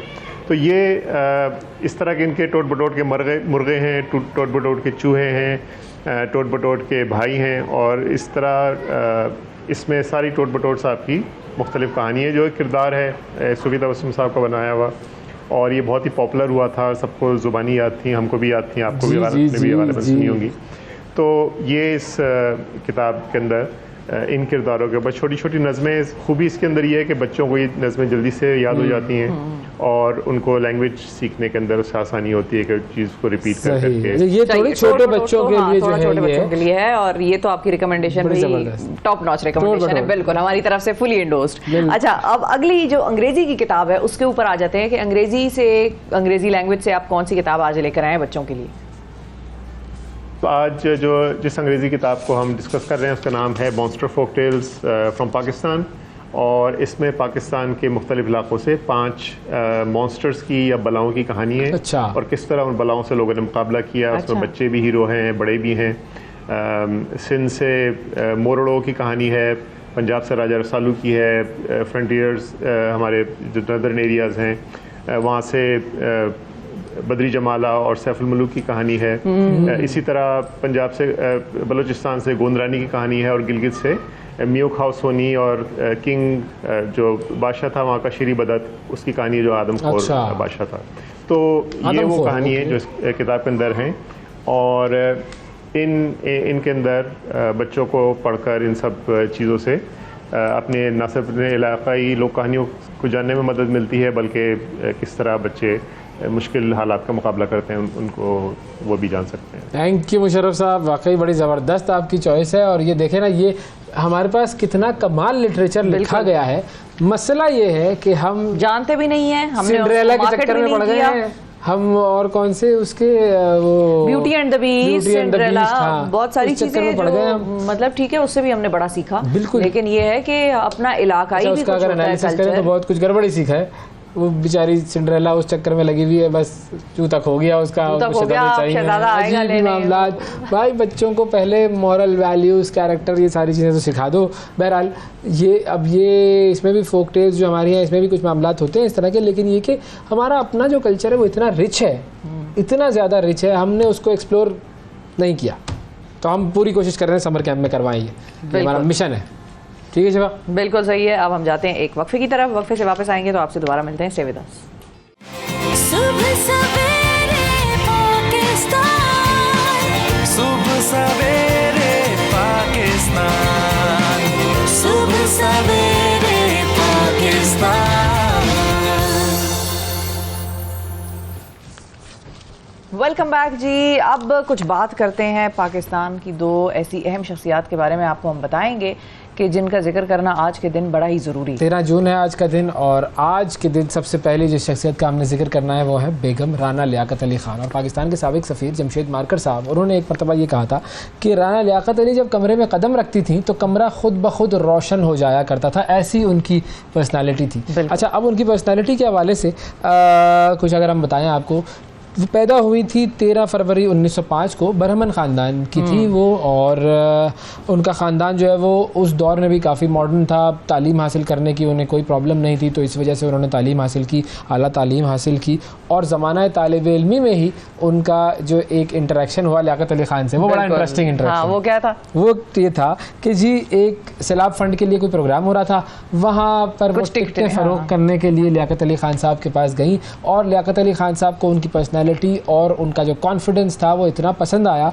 और वो फिर वो फंक्शन उन्होंने अटेंड किया राना लियाकत अली ख़ान साहिबा के साथ ही, और फिर उसके बाद उनकी मुलाकातों का सिलसिला शुरू हुआ, और फिर उनकी अंडरस्टैंडिंग डेवलप हुई, और शादी हुई बनी फिर वो बिल्कुल 1933 में उन्होंने शादी कर ली थी। और राना लियाकत अली ने शादी के वक्त इस्लाम कबूल कर लिया था, और काफ़ी अर्सा लेकिन इंसान चहमगोइयां करता है, अल्लाह ताला तो सबको जो है वो वेलकम कहते हैं ना। बिल्कुल, वो वेलकम कहते हैं, और मुसलमानों का भी दीन यही कहता है कि जो इस्लाम में दाखिल हो रहा हो उसको दोनों हाथों से, दोनों बाजुओं से उसका जो है वो इस्तकबाल करें। अच्छा, उन्होंने 1949 में ख़वातीन के हुकूक के लिए बड़ा काम किया, और काम का आगाज़ बाकायदा तौर पर किया ऑल पाकिस्तान विमेन एसोसिएशन अपवा से, और वो आज तक ख़वातीन को याद है, जो भी पोलिटिकली एक्टिव ख़वातीन है वो अक्सर इस बात को जानती हैं, और वो खुद इसकी वाकिफ़ हैं इससे कि उन्होंने ख़वातीन की हुकूक के लिए, उनकी के लिए बिल्कुल, और उनकी एम्पावरमेंट के लिए राना लियाकत अली साहिबा ने कितना काम किया। अच्छा, लियाकत अली खान साहब चूँकि अपना सब कुछ भारत में छोड़ आए थे जब उन्होंने हिजरत की पाकिस्तान की तरफ, तो जब उनको कत्ल किया गया तो बेगम राना लियाकत अली खान के पास उस वक्त सिर्फ़ और सिर्फ 300 रुपये थे जब ये उनके शौहर का कत्ल हुआ है। और उसके बाद फिर हुकूमत पाकिस्तान ने उन्हें 2000 रुपये महीना उनका जो है वो वजीफ़ा जारी किया। हॉलैंड में फिर उनको सफ़ीर मुकर्रर किया और अपनी 85 बरस की जो उम्र थी आधी उन्होंने मुत्तहिदा हिंदुस्तान में गुजारी, आधी जो है वो पाकिस्तान में गुजारी। और उन्हें निशान इम्तियाज़ से भी नवाजा गया, मादर पाकिस्तान का खिताब भी दिया गया। और 13 जून 1990 इन्होंने दुनिया में यूँ कह लीजिए कि वो जो आंखें बंद कर ली, उनका इंतकाल हुआ। ये थी जी राना लियाकत अली ख़ान साहिबा। और राना लियाकत अली ख़ान साहिबा के बाद एक और ऐसी शख्सियत जिसके बारे में बात करना ज़रूरी है वो है मेहदी हसन खान साहब। बिल्कुल, लेकिन मेहदी हसन खान साहब का जिक्र आज हम क्यों कर रहे हैं और उनके जिक्र के हवाले से हम अब बात करेंगे। आपने कहीं नहीं जाना, एक छोटे से वक्फे की तरफ हमें बढ़ना है, वक्फे के बाद वापस आएंगे तो प्रोग्राम को मज़ीद आगे बढ़ाएंगे। सुबह सवेरे पाकिस्तान, सुबह सवेरे पाकिस्तान, सुबह सवेरे Pakistan.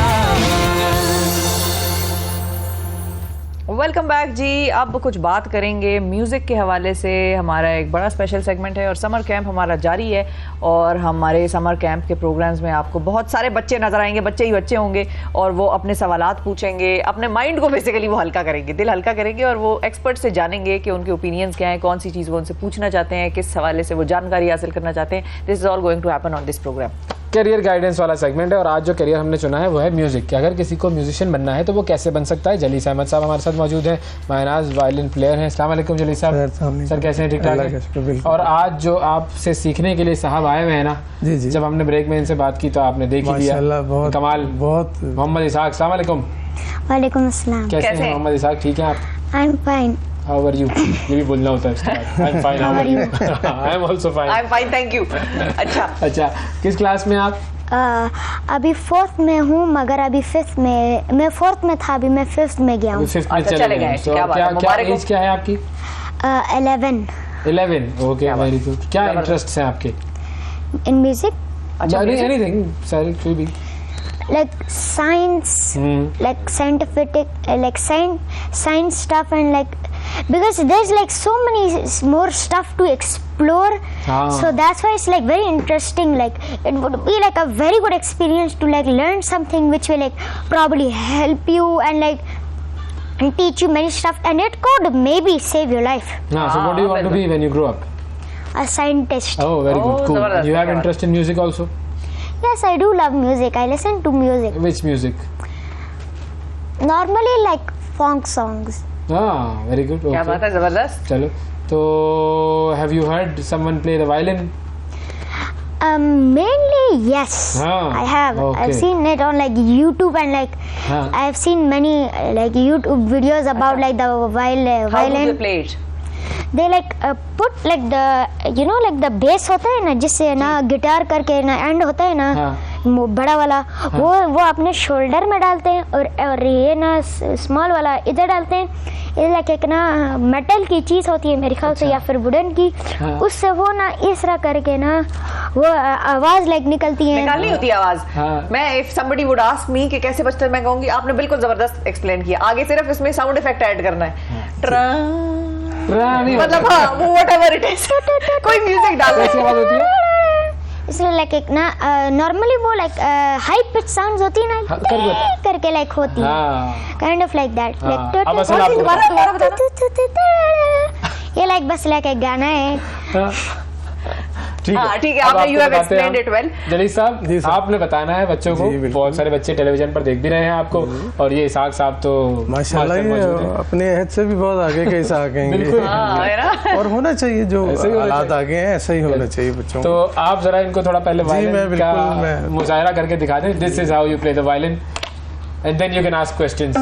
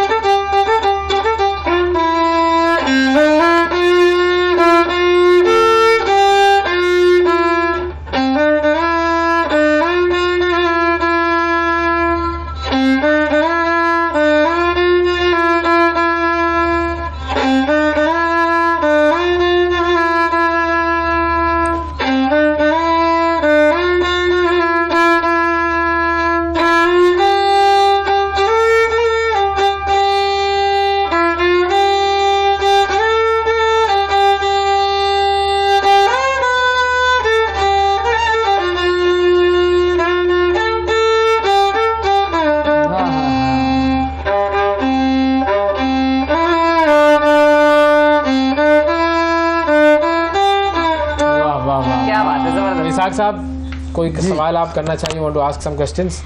Like I have a question, like ना वायलिन में लाइक क्या इतनी लाइक स्पेशल सी चीज़ थी, लाइक इतनी लाइक अच्छी लाइक विच मेड जो कि जिससे ना आपको लाइक ना वो लाइक सीख आपको लाइक जानते थे उसकी वजह से। तो आपने कैसे शुरू किया, बुनियादी तौर पर ये पूछना चाह रहे हैं? इसमें क्या वायलिन की क्वालिटी है कि इंसानी आवाज़ के बाद कहते हैं वायलिन की आवाज़ है जो गुफ्तगू करती है। अच्छा। और मुझे वैसे ही ये आपके जो अंदर होता है ना, तो मैंने ये भी सीखा, जो आपके अंदर है वो सीखेंगे तो आप जल्दी सीख पाएंगे।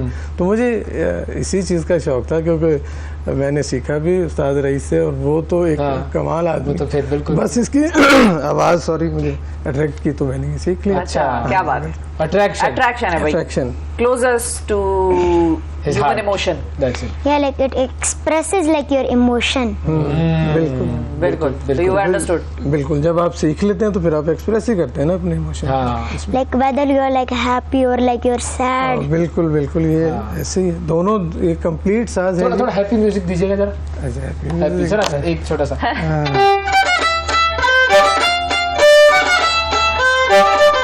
और अब सैड, अब सैड।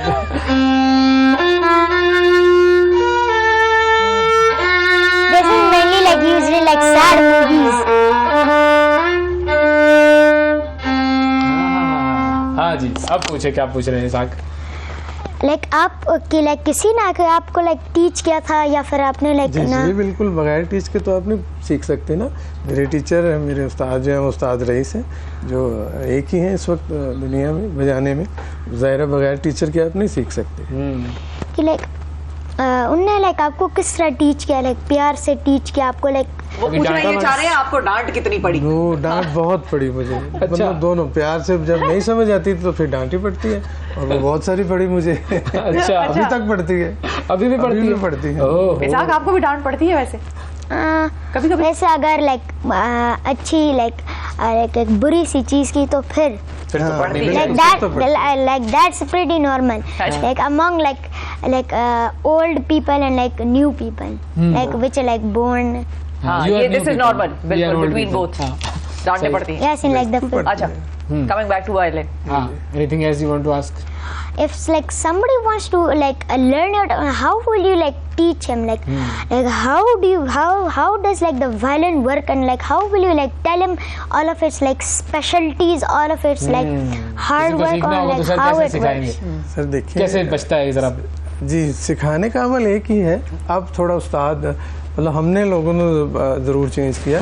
पहले एक होता था नहीं समझ आ रही और मार पड़ रही और ये, अब थोड़ा सेंस चेंज किया हमने भी, क्योंकि सब कुछ चेंज हो गया। अब ये देखते हैं कि ये बच्चा कैसे सीख पाएगा, कौन से ज़रिए से। मतलब एक तो मैं सिखा रहा हूँ इसको तो ये सीख रहा है, तो इसका मतलब ये बड़ा ज़हीन है, ठीक है। एक ये है कि इसको बहुत शौक है और इसको समझ में नहीं आ रहा, खौफ खाता है, घबरा, तो फिर हमें जज करना है ये किस ज़रिए से, किस जाविये से सीख पाएगा, कहाँ से इसको समझ आएगी। वक्त लगता है इसको सीखने में? देखिए वक्त तो मैं अभी तक सीख रहा हूँ, ठीक है। ये वाहिद एक म्यूज़िक एक तालीम है पूरी। जिस बड़े आर्टिस्ट को भी आप ले लें, वो अपनी बुजुर्गी में भी कहता है कि मैं अभी तक सीख रहा हूँ। जो आप इसमें जाएंगे आपको और आगे नजर आता जाएगा, समुंदर बढ़ता जाता है। इसमें लाइक साल लगते हैं, like many years. It can also take decades. But इसमें शॉर्टकट भी है कि जो बहुत जुनूनी है उन्होंने बड़ी जल्दी सीख लिया। सीख लिया। लेकिन चूंकि हर रोज नया काम है तो नए काम के लिए मेहनत जरूरी है। कैरियर वाइज कैसा है, अगर कोई Career बच्चा तो- आज सिलेक्ट करे कि भाई मुझे म्यूजिशियन बनना है, हाँ जी, तो और मेरा मेन जो इंस्ट्रूमेंट है वो वायलिन है, बिल्कुल ऐसे हम बजा रहे हैं आपके सामने, ठीक है ना, हमने बहुत, लेकिन ये हर काम में, इसमें नहीं, हर काम में हर्डल तो है, हर्डल्स होंगे, ठीक है ना, हालात के मुताबिक आते हैं, तो इसमें भी आए, लेकिन जब आप बन जाते हैं ना तो फिर आप गए, फिर आगे फिर से तो आप, जिंदाबाद। आपको यहाँ नहीं किसी ने बुलाया तो कराची बुला लेंगे, कराची ने बुलाया तो लंदन बुला लेंगे, हाँ। फिर आप चल गए। आप कहाँ कहाँ गए हैं? मैं तो फिलहाल पाकिस्तान में ही बजाया सारे हूँ। पूरे हाँ, पाकिस्तान में आपने मैं बजा बजा चुका लिया? हूँ। बाहर, क्योंकि मेरा नाम रईस भाई के साथ जाता है तो फिर रईस भाई, तो फिर रईस भाई, हाँ जी, वो आते हैं, वो कहते हैं कुछ नहीं चाहिए, तो मैं फिर कुछ नहीं में आ जाता हूँ। अल्लाह अकबर। नहीं तो अभी मुझे जाना है, देखिए उन्होंने ही कहा है मुझे, अच्छा, दुबई मुझे शायद जाना चाह रहे हैं। जबरदस्त है भाई। ये जो कुछ सवाल आ रहा है उसके जहन में? Can I like try the violin? Yes, try करवाए ना भाई, बिल्कुल ट्राई करवाए। ये है आप- इसकी हाँ। पोजीशन, ठीक है, मैं इसको बल्कि इनके कंधे पे लगा के जरा, जी यही ये चलो, ये ऐसे, इसको यूं नहीं करना, यूं रखना है, ओके, ये ले। जी जी, और ये यूं पकड़ना है आपने, ओके, इसको टच नहीं करना। चलिए,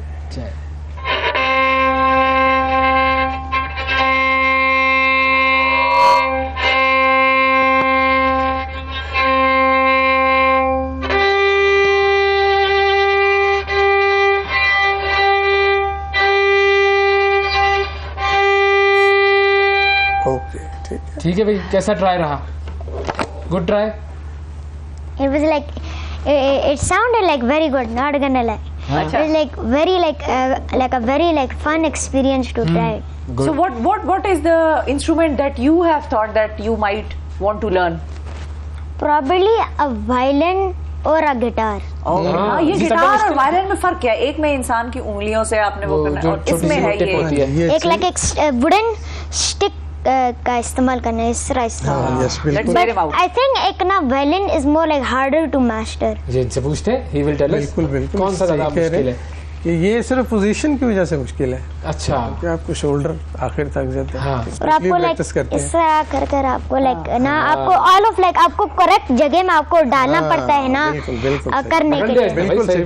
Very और good। इसके क्वालिटी है कि जब आप वायलिन सीख लेते हैं तो ऑटोमेटिकली गिटार बजाने लग जाते हैं, सुर तो वही है, ये उनसे छोटा और पूरी दुनिया है इसमें। तो एकेडमीज हैं ऐसी जहाँ बच्चे जाकर सीख सके? बिल्कुल, हमने तो बनाई हुई है पिंडी में, और अच्छा। हाँ जी, बाकी जो मेन बनानी चाहिए वो नहीं है, हाँ, वो तो फिर गवर्नमेंट सरकारी लेवल पे ऐसा सतह पे कुछ भी नहीं है जी। और अगर एक ही है वो कराची में, सही जहाँ है। से आप भी पढ़ के आए। जी जी जी, national academy of performing arts, बिल्कुल वही है। PNCA यहाँ पर पीएनसी कुछ भी नहीं कर रहे, अच्छा। कुछ भी नहीं। और अच्छा। चाहिए तो उनको भी है, और लोक विरसा को भी चाहिए कि वो ऐसा बना ले, एटलीस्ट जगह तो है कि हम जाके हम ही बता दें, लेकिन वो करें तो सही ना शुरू। अच्छा, लोग हमसे finally, पूछते हैं। आखिरी चीज कि अगर एक अच्छा म्यूजिशियन हो जो किसी भी इंस्ट्रूमेंट को बजा रहा हाँ हो, जी। तो वो अच्छे तरीके से गुजर बसर कर लेता है। और बड़े आराम से, बहुत आराम से, बहुत अच्छे तरीके बल्कि जितनी वैरायटी उतना अच्छा। बिल्कुल बिल्कुल। चलो, ये सही गुजर बसर क्या, आप अब उसकी वैल्यू हम आप देख लें, हम जहाँ जाते हैं कई दफ़ा ऐसा होता है कि हम किसी ऑफिस में जाते हैं, हमारा कोई नहीं, हमें कोई ना कोई पहचान लेता है, अच्छा आप वो है, अच्छा अच्छा, तो हमारा काम 1 मिनट में हो जाता है। वेरी गुड, जबरदस्त, ये भी फायदा है। बहुत फायदा, बहुत कुछ नहीं। तो जब मैं भी लास्ट टाइम ट्रेन में जा रहा था, एक साहब बैठे मुझे, नहीं आप खाना खा लें, अब मुझे शर्म आया, जी जी रिस्पेक्ट, हाँ। मुझे नहीं पता वो कौन है क्या है, मैं उनको कह रहा हूँ जी जी बड़ा शुक्रिया। It's like very hard to like go unnoticed, like किसी को ना पता चले कि आप like ये बहुत फेमस से बंदे हो, like it's very hard to like do that. Yes, लेकिन ये हमारे बिल्कुल, तो बिल आखिर उन्होंने मुझे खाना खिला दिया, और मैं जब पैसे नहीं मेरी तो खुशकिस्मती, आप शाम तनक वाले हैं। मैंने कहा जी मैं वही एक प्रोग्राम टीवी से करते थे शाम तनक, देखे बस वो जी हम तो बड़े फैन हैं आपके, हाँ जी, और रईस भाई कैसे हैं फलाना। तो ऐसे ये आप जब आप इंस्ट्रूमेंट कोई भी ले लें, वायलिन नहीं, वो आपको मुनफरिद कर देगा, ये फलाना गिटार वाला यार, स्कूल कॉलेज में तो कहीं भी आप, अच्छा वो जो गाता है ये आपको अलग कर देगा, हाँ आपको अलग से बिल्कुल आपकी पहचान बना देगा। दूसरा आप देख लें, जितने यंगस्टर नए आए, एक गाना उनका हिट हुआ और वो कहाँ पहुँच गए। ये वाहिद काम है, इसमें कुछ भी ऐसा नहीं है। मुझे नहीं समझ आती वालिदैन क्यों मना करते हैं किसके कामों में। वो आप चले जाएं किसी और तरफ, स्नूकर ही ले लें एक मिसाल है, हाँ, वहाँ स्पोर्ट्स बैठ- ले लें, वो हाँ। कुछ ना कुछ लगा के खेल, वो लेकिन अच्छा ये है। मेहनत शदीद करनी है। हाँ, इसमें और मेहनत आप करेंगे तो आप किसी भी काम में आगे जाएंगे। इस काम में भी वही है। इससे नहीं है कि लाइक आपको वही ही चीज आ जाएगी जो ही आपने उसको लाइक टच किया या फिर आपने उसको नहीं, इसमें देखा। मेहनत बहुत लगती है। मगर अगर आपको लाइक ना आपने अच्छी तरीके से आपने ऑब्जर्व किया तो फिर आपको तो लाइक उसके रूल्स आ सकते हैं, मगर आपको ट्रेनिंग करनी पड़ती है ताकि आप उसमें आप असली में आप अच्छे हो जाओ। ये बात बिल्कुल, की है। इनको किसी बड़े शो पे बिठाएं। ये हमारे साथ को-एंकर होंगे बस, बेहतरीन। थैंक यू सर, बहुत शुक्रिया दिनेश साहब। इसाक वेरी गुड, आपने बड़ी अच्छी बात की। बहुत बहुत अच्छा, बहुत गुड, अच्छा। Thank you. नाज़रीन वक्फा लेते हैं, वक्फे के बाद दोबारा हाजिर होंगे, हमारे साथ रहिएगा। सुबह सवेरे पाकिस्तान, सुबह सवेरे पाकिस्तान, सुबह सवेरे पाकिस्तान।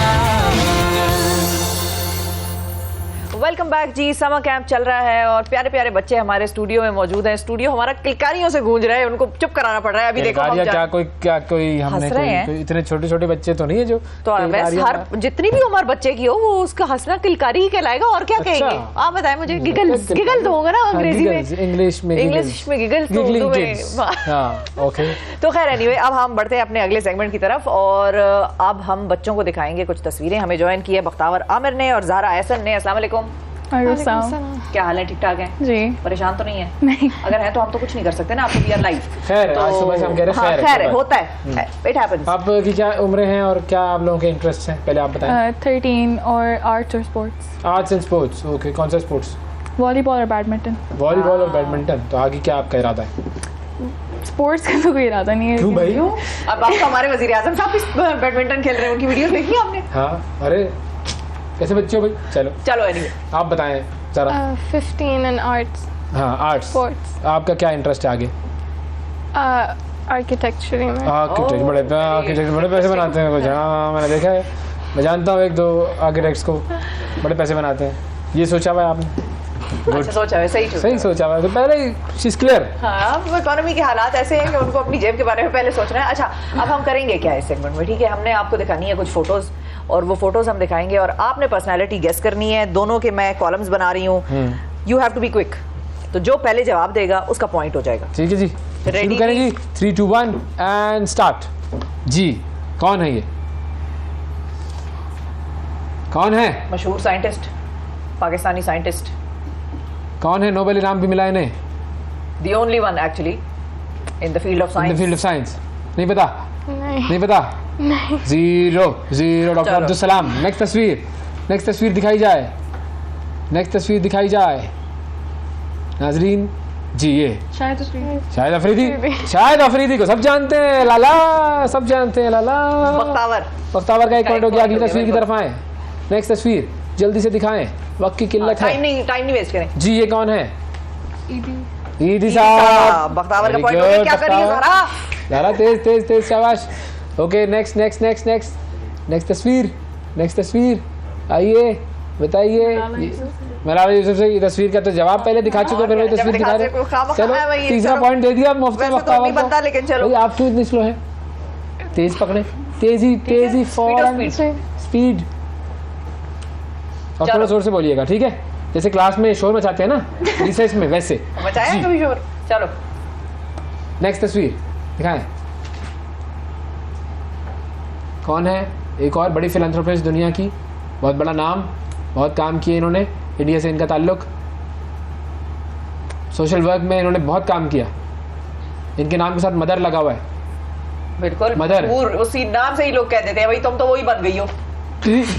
टेरेसा। चलो एक पॉइंट दे दो भाई, एक पॉइंट। आधा पॉइंट वैसे इसमें मेरा है, ठीक है, लेकिन चलो कोई बात। मदर टेरेसा, बहुत बड़ा नाम जी। अगली तस्वीर बताइए। रूना। वाह, मैं तो नहीं समझ रहा था कि आप पूछ सकेंगे। कैसे पता चला आपको ये? पापा ने बताया। पापा ही काम कर रहे हैं, पापा ही नहीं किया जो भी किया। आपा से बाहर ना हो जाए पापा, बस ये है। चले जी, अगली तस्वीर। वेरी गुड भाई, ये तो जीते जा रहे हैं। कुछ करो भाई। अच्छा, अभी यू हैव टाइम। ये भाई, ये तो रुक ही नहीं रही। इनको समझाएं, कोई रोके, कोई मुंह पे हाथ रख दे। इनके इजाजत है, आपने जवाब देना है ना, आप इनके मुंह पे हाथ रख दे ताकि ये जवाब ना दे सके, आप जवाब दें, ठीक है? ओके ज़ारा, अगली तस्वीर।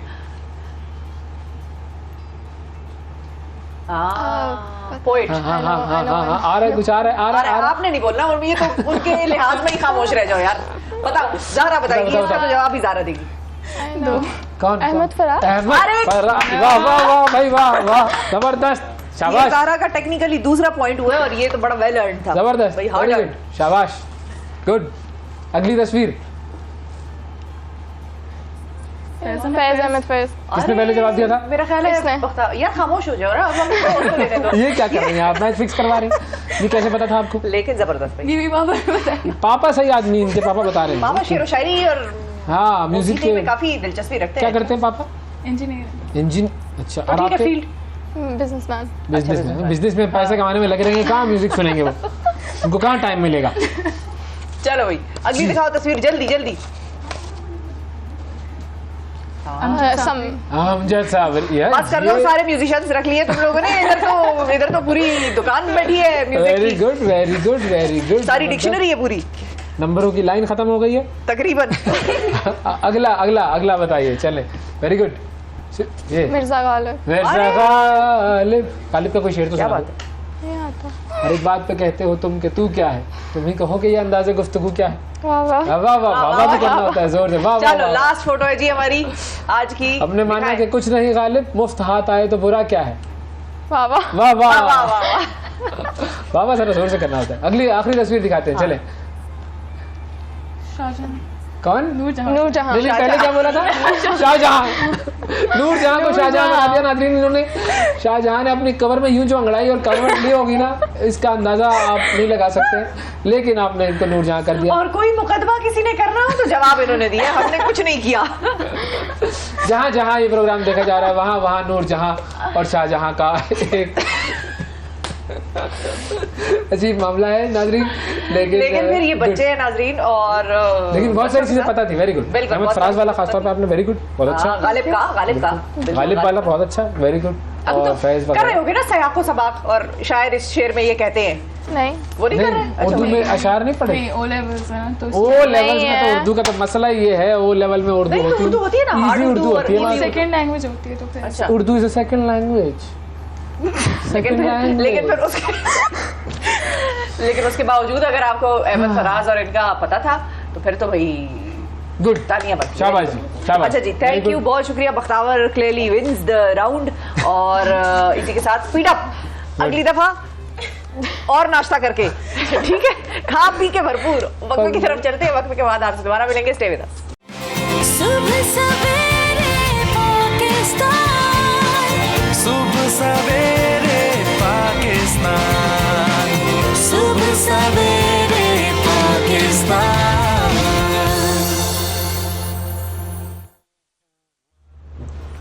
वेलकम बैक सुबह सवेरे पाकिस्तान में एक मरतबा फिर खुशामदीद। मज़ीद 2 बच्चे हमारे पास आ चुके हैं। बच्चों की तादाद में हमारे यहाँ पे जो है वैरायटी और इजाफा होते जा रहा है, और अब जो 2 बच्चे हैं उनसे ज़रा बात करते हैं। कौन है जी? हमारे साथ मोहम्मद ताहा रहमान है। अस्सलाम वालेकुम ताहा। वालेकुम सलाम। और हमारे साथ आमना खान मौजूद है। अस्सलाम वालेकुम आमना। वालेकुम अस्सलाम। Welcome to the programme.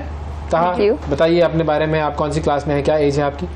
मैं क्लास 4 में हूँ और मेरी एज और 10 है। 10 है, ओके गुड। और आमना आपकी? मैं 14 इयर्स की हूँ और मैं ग्रेड 10 में। ठीक अच्छा, है, इतना तो अब आप दोनों का मुकाबला होगा तो आप तो जीत जाएंगी, मुझे तो लग रहा है। ये बहुत तेज बोलता है। बहुत तेज बोलता है। अच्छा, स्पीड है, देखें बहुत तेज whatever we are doing here, speed matters. अभी क्वेश्चन ही कंप्लीट हुआ और उसने आंसर दिया होगा ऑलरेडी। अच्छा, speed and reliability both matter वो एक्चुअली। जो पिछली दफा आपका एक आया था ना, वो जो पिछली दफा आपका एक आया था, एक ग्रीन लड़की को और एक और, हाँ हाँ हाँ, और उसने बहुत तेजी से आंसर बता दिया। फौरन वो जवाब, इस तरह वो हाँ ऐसे ही। ओके, अच्छा, तकरीबन क्लास में भी ऐसे ही करते हो? क्लास में अच्छे रैंक आते हैं, इसका मतलब है तुम्हारे। क्या बनना है बड़े होके, क्या बनना है? साइंटिस्ट। साइंटिस्ट, साइंटिस्ट है। और आप? पैथोलॉजिस्ट। चलो, एक तो डॉक्टर है और एक साइंटिस्ट है, ठीक है। ठीक है, गुड, वेरी गुड, वेरी और पर साइंटिस्ट बनने के लिए सबसे पहले डॉक्टर बनना होता है। जरूरी तो नहीं है। शायद, भाई मुझे क्या पता, मैं तो नहीं हूँ साइंटिस्ट, तो आप बताएंगे। आप बताएं। ऐसे ही होता है। कौन सा साइंटिस्ट? साइंस की बहुत सारी फील्ड्स है ना। हाँ, नासा वासा में अगर जाना है, you don't have to be a doctor, space scientist होगा, unless you are going for the PhD degree. Computer scientist भी हो सकता है। और मैं तो सोच रहा हूँ मैं कंप्यूटर वाला बनूँ। कंप्यूटर वाला, हाँ, ज़्यादा, हाँ ठीक है। IT, you like IT? Good, तो जनरल नॉलेज से आप लोगों का कितना लिंक है लिंक है? स्कूल में कोई सब्जेक्ट है जीके वगैरह कुछ इस तरह की चीज? नहीं, स्कूल में नहीं है, लेकिन वैसे ही फिर आप वैसे है। हाँ कभी किसी जनरल नॉलेज कंपटीशन में हिस्सा लिया? कभी नहीं लिया हिस्सा? चलो आज ले लिया। आपने कभी लिया? मुझे नहीं पता, शायद लिया होगा। अच्छा, शायद लिया होगा। अपने बारे में बात कर रहे हो या अपने नेबर के बारे में बता रहे हो? अपने बारे में। चलो ठीक है, ओके। तो रेडी हैं आप लोग? सवाल हम आपके सामने लेकर आएंगे और जवाब आपने देना है। ठीक है, क्वेश्चंस ऑन द स्क्रीन पर आ जाएगा। चलो पढ़ के भी रेडी करते हैं नाजरीन। उर्दू इंग्लिश दोनों समझ में आती है? पढ़ना आता है? आंसर इंग्लिश में देना है, उर्दू जैसे देना चाहो, फारसी में, सिंधी में, पंजाबी में, जैसे भी आंसर आपने देना है। ठीक है, और सबसे पहले देना। ठीक है, ठीक है। क्वेश्चन खत्म भी ना हो, मैं दे दो। क्वेश्चन खत्म ना हो, बस दे दो आंसर, कोई मसला नहीं है। दूसरे को रोक लो, पकड़ लो, मुंह बंद कर दो उसका। ठीक है, रेडी? चलो ओके जी, आते हैं हम अपने सवालों की तरफ। स्टार्ट कीजिए। पहला सवाल, चांद पर नील आर्मस्ट्रांग। देखा, चांद पर कदम रखने वाले पहले शख्स का नाम क्या था? Neil Armstrong. दूसरा कदम रखने वाले शख्स का नाम क्या था? नील आर्मस्ट्रांग ही था वो भी। दूसरा कदम भी उसी ने रखा होगा ना। कैसी बातें कर रहे हो तुम लोग? वो लंगड़ा थोड़ी था बेचारा। नील आर्मस्ट्रांग अकेला एक पांव से जा रहा, उसने दूसरा कदम भी उसी ने रखा था। ठीक है, नील आर्मस्ट्रांग। पहला सवाल क्या? नाज़रीन, सेकंड क्वेश्चन बताइए जी क्या है? वाकई सही बात है। पहला जिसने रखा था उसी ने दूसरा भी रखा था, उसी की दूसरी टांग साथ थी अटैच। अल्लाह मियां ने बनाई भी थी। अगला सवाल, रेडियो किसने इजाद किया था? न्यूटन। नहीं, कार्मोनी नहीं है, मार्कोनी है। गलत जवाब था आपका, मार्कोनी। भाई देखिए स्पेलिंग के अल्फाबेट तो वही थे ना। अलग है, मैं कोई इस तरह के नंबर नहीं दे रहा हूँ। कार्मोनी, ठीक है बात। और तुमने न्यूटन को बना दिया। शुक्र है E=mc² वाला था।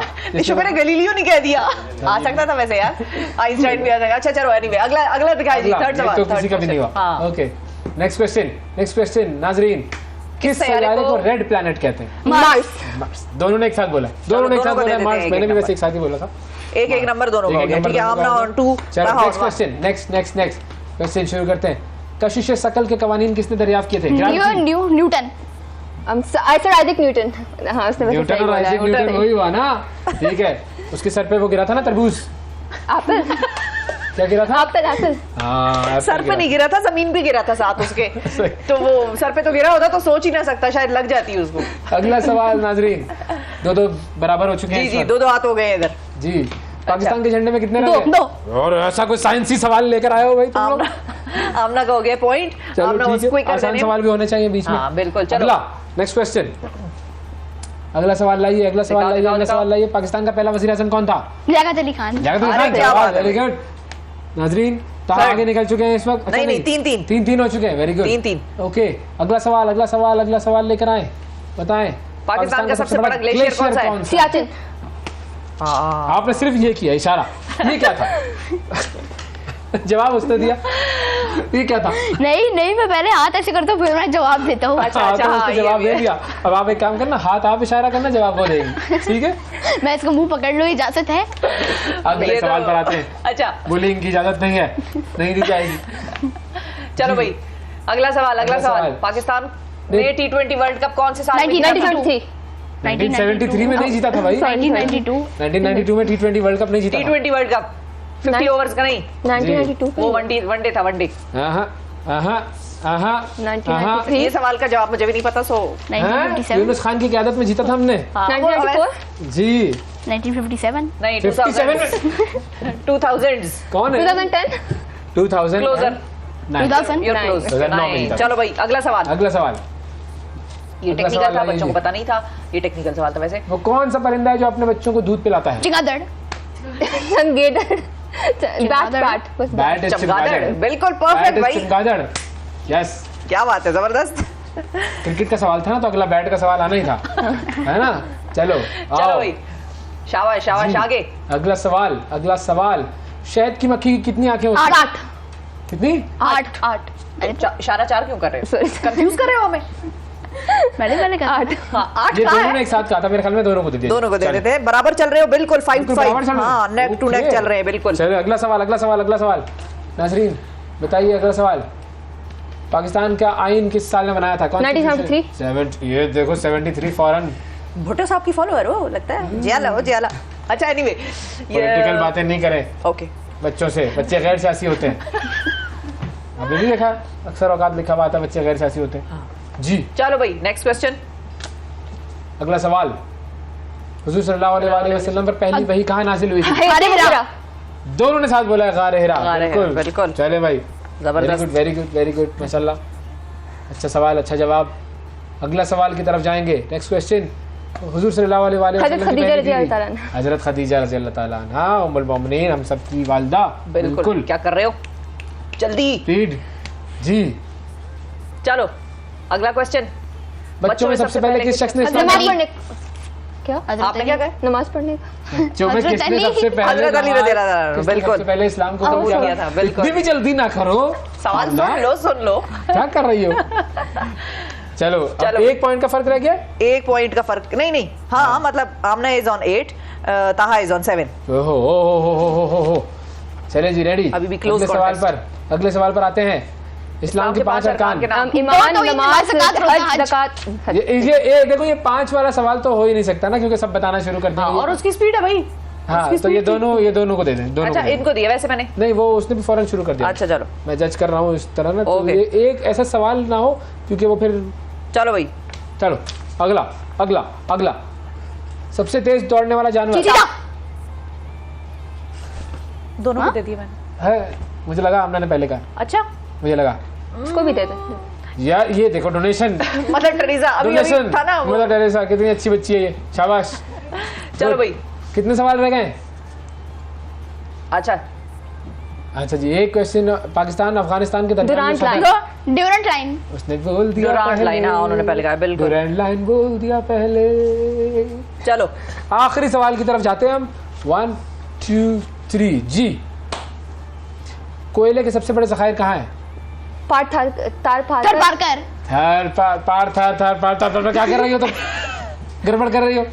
सही जवाब उसका मैं लूंगा। हाँ ठीक, ताहा का बिल्कुल। और हमारे पास हो गए 1 2 3 4 5 6 7 8 9 10 पॉइंट ताहा के। 1 2 3 4 5 6 7 8 9 10 11 पॉइंट आमना के। 1 पॉइंट से आमना जीत गई, लेकिन दोनों ने बहुत अच्छा मुकाबला किया। वेरी गुड, जबरदस्त स्पीड थी, जबरदस्त नॉलेज थी दोनों की। Very good, I like it. आप दोनों जो है घर में कौन पढ़ाता है आपको? पापा पढ़ाता है।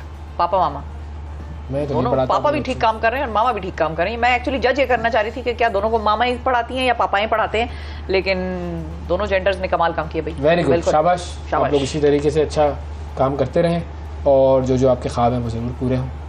बुलिंग नहीं करनी, ठीक है? ओके डन, तय कर लिया है लाइव टीवी पर। आज के बाद कभी बुलिंग नहीं करूँगा। बताओ, बोलो। नहीं करूँगा आज के बाद कभी बुलिंग नहीं करूँगा। अरे क्या बात है, सबका पक्का दोस्त बनूंगा। बोलो। आज के बाद मैं सबका पक्का दोस्त बनूंगा। आज के बाद सबकी हेल्प करूंगा। आज के बाद सबकी हेल्प करूंगा सिवाय मेरे दुश्मन। दुश्मन की भी मदद होती है ना, उसको अच्छी चीज सिखाना ताकि वो ठीक हो जाए। पर अगर वो माने ना मेरी बात, हाँ, ना माने तो ओके, उसको कहना खैर बाय बाय, जैसे हम अभी कर रहे हैं बाय बाय। ठीक है, आप दोनों को बाय बाय। वक्फा लेते हैं, वक्फे के बाद दोबारा हाजिर होंगे। Stay with us. सुबह सवेरे पाकिस्तान, सुबह सवेरे पाकिस्तान, सुबह सवेरे पाकिस्तान। वेलकम बैक जी। सुबह सवेरे पाकिस्तान में एक मरतबा फिर खुशामदीद। अब एक मरतबा फिर हम ज़रा बात करेंगे कि बच्चों का जिस तरीके से इस्तेहसाल हमारे माशरे में होता है, ज़ाहिर है बच्चे जितने प्यारे होते हैं उतने ही कमज़ोर भी होते हैं, और इसी वजह से बच्चों से बहुत सारे मुख्तलिफ़ किस्म के इस्तेहसाल का उनको सामना रहता है। उनको तालीम देने के बजाय उनसे मेहनत मजदूरी करवाई जाती है। ये भी एक इस्तेहसाल है, पाकिस्तान में बड़ा आम है। और एक अंदाज़े के मुताबिक पाकिस्तान में कम आमदनी वाले ममालिक में 9% बच्चे ऐसे हैं कि जो कि मेहनत मजदूरी करने पर मजबूर हैं। अभी गुज़िश्ता रोज़ चाइल्ड लेबर डे था, तो उसके ख़िलाफ़ जो है वो आलमी दिन मनाया गया था, और इस मौके पर चाइल्ड प्रोटेक्शन ब्यूरो की चेयरपर्सन सारा अहमद साहिबा ने लिबर्टी चौक पर एक वॉक की क़यादत की थी। और इस वॉक का मकसद ये था कि चाइल्ड लेबर के ख़िलाफ़ जो है वो आगाही हम पैदा करें। चाइल्ड प्रोटेक्शन ब्यूरो की चेयरपर्सन सारा अहमद साहिबा हमारे साथ मौजूद हैं, इनसे बात करते हैं। अस्सलाम वालेकुम सारा। वालेकुम अस्सलाम जी। बहुत शुक्रिया सारा, आपने वक्त निकाला। सबसे पहले तो बड़ा अहम आपने इनिशिएटिव लिया कि चाइल्ड प्रोटेक्शन ब्यूरो की जानिब से ये वॉक का इनेकाद किया गया। बताइएगा पर्पस क्या था, क्या चीज़ आपके माइंड में थी, क्या आउटकम अचीव करना चाहते थे आप लोग इस वॉक से? जी एक तो thank you for having me on your show. आप बड़ा मैं अप्रिशिएट करती हूँ आपके शो को भी कि आप इतने इम्पोर्टेंट जो टॉपिक हमारे बच्चों का है, जो हमारे सोसाइटी का एक कमज़ोर तबका है, उसको जो है उसकी अवेयरनेस के लिए आप ये शो जो है इसमें आप इंक्लूड करते हैं ये टॉपिक। कल जो हमने जून 12 को जो world day on child labour मनाया जाता है पूरे आलमी सतह पे, इस दिन हमने जो आगाही वॉक जो है वो रखी, ऑर्गेनाइज़ की लाहौर में और पूरे पंजाब में, नॉट जस्ट लाहौर, जितने हमारे डिस्ट्रिक्ट्स में सेंटर्स हैं, हर जगह यहाँ पे एक ही दिन हमने वॉक रखी। इसका मकसद था कि लोगों तक ये पहुँचाएं बात कि बच्चे अहमियत रखते हैं, बच्चे उतने ही इम्पोर्टेंट हैं जितने अडल्ट इम्पोर्टेंट हैं, और जो मुआशरा अपने बच्चे को बच्चों की हिफाजत नहीं कर सकता वो तरक्की नहीं कर सकता। We all believe in it. आप भी मुझसे एग्री करेंगे इस बात पे। इसलिए हमने कल आगाही वॉक रखी against child labour, child abuse, child trafficking and child beggary. जितने भी इश्यूज जो हमें नज़र आते हैं ज़्यादा, जिनको कॉम्बैट करने के लिए चाइल्ड प्रोटेक्शन वेलफेयर ब्यूरो, मेरा डिपार्टमेंट काम कर रहा है, उनके लिए हमने ये वॉक रखी और इस वॉक का आउटकम बहुत अच्छा हमें मिला। इट्स वेरी सरप्राइजिंग कि आपको पता है शिफा नवेस के कल टेम्परेचर था लाहौर में 40 डिग्रीज। हमने टाइम रखा था सुबह 10:30 का, it was 40 degrees, but still हमारे पास 250 लोग आए। There were 250 people who came in that scorching heat, and they were only there to raise voice about our children. उसमें there were people from all segments of the society. अच्छा सारा ये बताएं कि इस वक्त अगर हम स्टैटिस्टिक्स की बात करें, everybody तो was there. स्टैटिस्टिक्स हमारे पास कुछ हैं जो कि हम बता सकें अपने नाज़रीन को, स्पेसिफिकली पंजाब के हवाले से, कि कितने बच्चे जो हैं वो चाइल्ड ट्रैफिक, बिल्कुल चाइल्ड अब्यूज़ जिनके साथ होता है, या चाइल्ड लेबर में वो इन्वॉल्व हैं, या फिर यूँ कहिए कि चाइल्ड बेगिंग में इन्वॉल्व हैं, भट्टियों पे काम करना हो गया। बिल्कुल जी। पंजाब में जो रिसर्च के मुताबिक 2.5 लाख बच्चे ऐसे हैं जो मजदूरी में मुलविस हैं। 2.5 लाख बच्चे ऐसे हैं जो चाइल्ड लेबर का शिकार है अभी एज ऑफ नाउ, एंड इसमें सिर्फ 40,000 वो हैं जो घरों में मुलाजमत करें, चाइल्ड डोमेस्टिक वर्कर्स जो हैं, और बाकी के लोग ऑफ कोर्स भट्टों पे होते हैं। बाकी के लोग जो हैं, बाकी बच्चे जो मार्केट्स में और वर्कशॉप्स में काम कर रहे हैं, बट सिर्फ घरों की अगर लें 40,000 children are employed as domestic servants. इसके बाद मैं ब्यूरो का डेटा शेयर करना चाहूँगी। चाइल्ड प्रोटेक्शन वेलफेयर ब्यूरो ने पिछले एक साल में 250 से ज़ायद चाइल्ड लेबर के केसेस को एड्रेस किया। जो हमारे पास रिपोर्ट है उनमें इंटरवीन किया। इन बच्चों को हमने पहले तो प्रोटेक्टिव कस्टडी में रखा अपने पास, उसके बाद इनकी काउंसलिंग कराई, फिर जिसने इनको मुलाजमत दी थी उसके खिलाफ FIR करा के उसको अरेस्ट कराया पुलिस के साथ मिलके।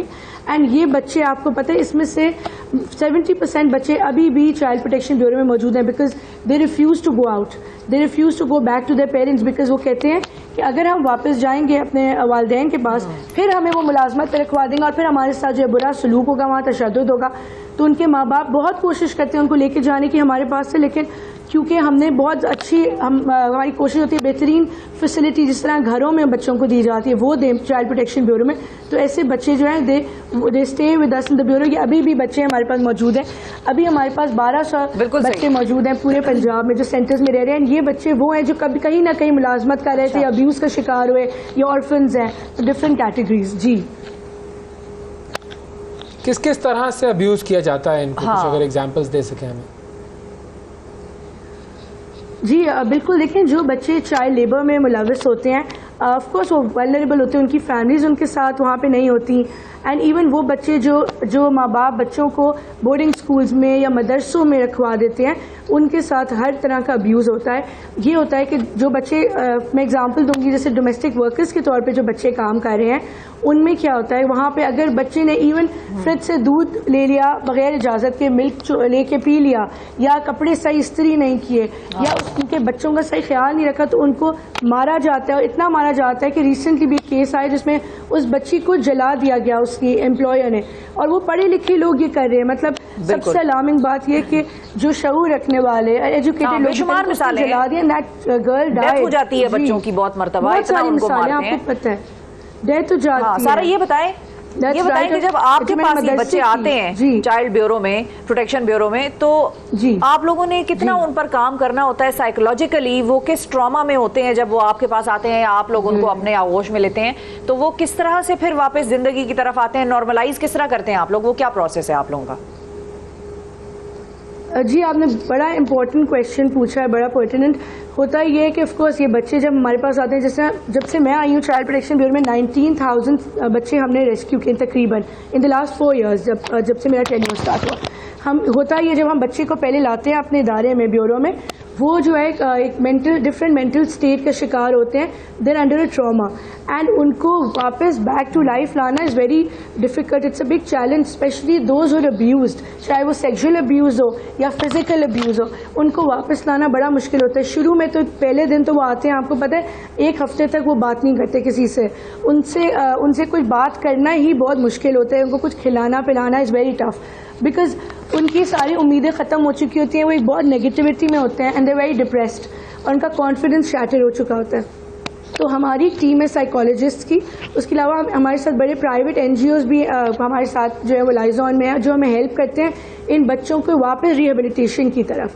तो हम उनको डिफरेंट एक्टिविटीज़ में इन्वॉल्व करते हैं, हम अपने दूसरे जो नॉर्मल बच्चे रह रहे हैं उनके साथ इंगेज करते हैं, उनके फील्ड ट्रिप्स कराते हैं, उनकी काउंसलिंग करते हैं ताकि वो वापस जो है ठीक हो सकें और उनको एक पॉजिटिव जो है ना वो साइड ऑफ लाइफ दिखाया जा सके। इसके बाद हम इनकी स्किल डेवलपमेंट पे काम करें जो पहले नहीं हो रहा था, वेरी इंपॉर्टेंट टू मेंशन। ये बताएं जी सही जी देखिए, 2 चीजें जी मैं आपको बता रही थी कि फॉर्मल एजुकेशन के साथ साथ चाइल्ड लेबर में एंगेज कर रहे होते हैं, तो उन बच्चों को जिन लोगों ने रखा होता है वो ज़ाहिर है जुर्म कर रहे हैं, तो इस जुर्म की सज़ा हमारे यहाँ पे क्या है और उस सज़ा पर कितनी इम्प्लीमेंटेशन होती है? जी ओके, तो पंजाब डोमेस्टिक वर्कर्स एक्ट है 2016 का, जो कहता है कि जो बच्चे को मुलाजमत पर 15 साल से कम उम्र बच्चे को मुलाजमत पर रखना एक जुर्म है according to this law, and जो रखता है और जो रखवाता है वो जो है ना दोनों इक्वल के जो है वो मुजरिम है। तो हम ये होता ये कवानीन मौजूद है, लेकिन इनकी इम्प्लीमेंटेशन में ऑनेस्टली उतनी सीरियसनेस नहीं है जितनी होनी चाहिए। चाहे आप मतलब जितने भी इदारे हैं, सियासी इदारे, हुकूमती इदारे, अदलिया, सब की तरफ से ना they should be more seriousness towards implementation. तो हम तो जैसे we get the culprit arrested, मतलब जिससे अगर मैं फॉर एग्जांपल रास्ते में किसी को देखूं कि कोई शख्स ऐसा है जो बच्चे के साथ जुल्म कर रहा है, या मैं देखूं कहीं जाते हुए कि मुझे पता चले कि किसी के यहाँ पे चाइल्ड लेबर हो रहा है और वो बच्चे पे जुल्म कर रहे हैं, how do I access child labour जो डिपार्टमेंट है आपका, आपसे कैसे रब्ता करूं मैं और कैसे ये चीज़ आप तक पहुंचाई जाए?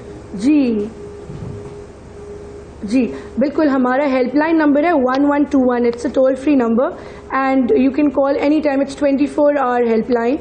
हमें लोग इस नंबर पे चाहे चाइल्ड अब्यूज़ का केस हो, चाइल्ड बेगरी का हो, चाइल्ड डोमेस्टिक लेबर वायलेंस का हो, कुछ भी बच्चों से रिलेटेड हो, you can contact us on this number 1121 and our team will immediately be there to rescue that child. That will be our first step कि उसको प्रोटेक्टिव कस्टडी में लिया जाए, और उसके बाद जो भी उसका अमल होता है वो हम करते हैं। The best thing about the bureau is, मतलब वन थिंग कि हमारे पास अपने अंदर ही चाइल्ड प्रोटेक्शन कोर्ट है, एंड ये साउथ एशिया में वाहिद मॉडल है कि हमारे कोर्ट, हमारा जज अपना है वहाँ बैठता है ब्यूरो के अंदर, ताकि बच्चे की कस्टडी लेने में कोई डिले ना आए और उसके जो भी मामलात हैं वो फौरी हो जाए। डिले ना आए, क्या बात है। बहुत शुक्रिया अदा करेंगे सारा अहमद साहबा हमारे साथ मौजूद थी, चेयरपर्सन चाइल्ड प्रोटेक्शन। और बड़ी अहम बात है जी, जब भी कहीं देखें किसी बच्चे पर जुल्म होता हुआ, 1121 इज़ द नंबर, पंजाब के हवाले से ही नंबर है और बाकी सूबों को भी हम एक्सप्लोर करेंगे इस हवाले से। जाते जाते मेहदी हसन खान साहब, पाकिस्तान का एक ऐसा नाम जिसने फिल्मी गीत, गज़ल, कोई भी किस्म की क्लासिकी गायकी लोगों के दिलों पर उन्होंने राज किया, आज उनकी 13वीं बरसी है, तो उनका जिक्र भी हमने अपने प्रोग्राम में करना था और उन्हें भी हम सुबह आगे की टीम की तरफ से सलाम पेश करते हैं। आज के प्रोग्राम में इतना ही, आपसे कल फिर मुलाकात करेंगे, उस वक्त तक के लिए इजाज़त दीजिए, अल्लाह हाफिज़। सुबह सवेरे पाकिस्तान, सुबह सवेरे पाकिस्तान, सुबह सवेरे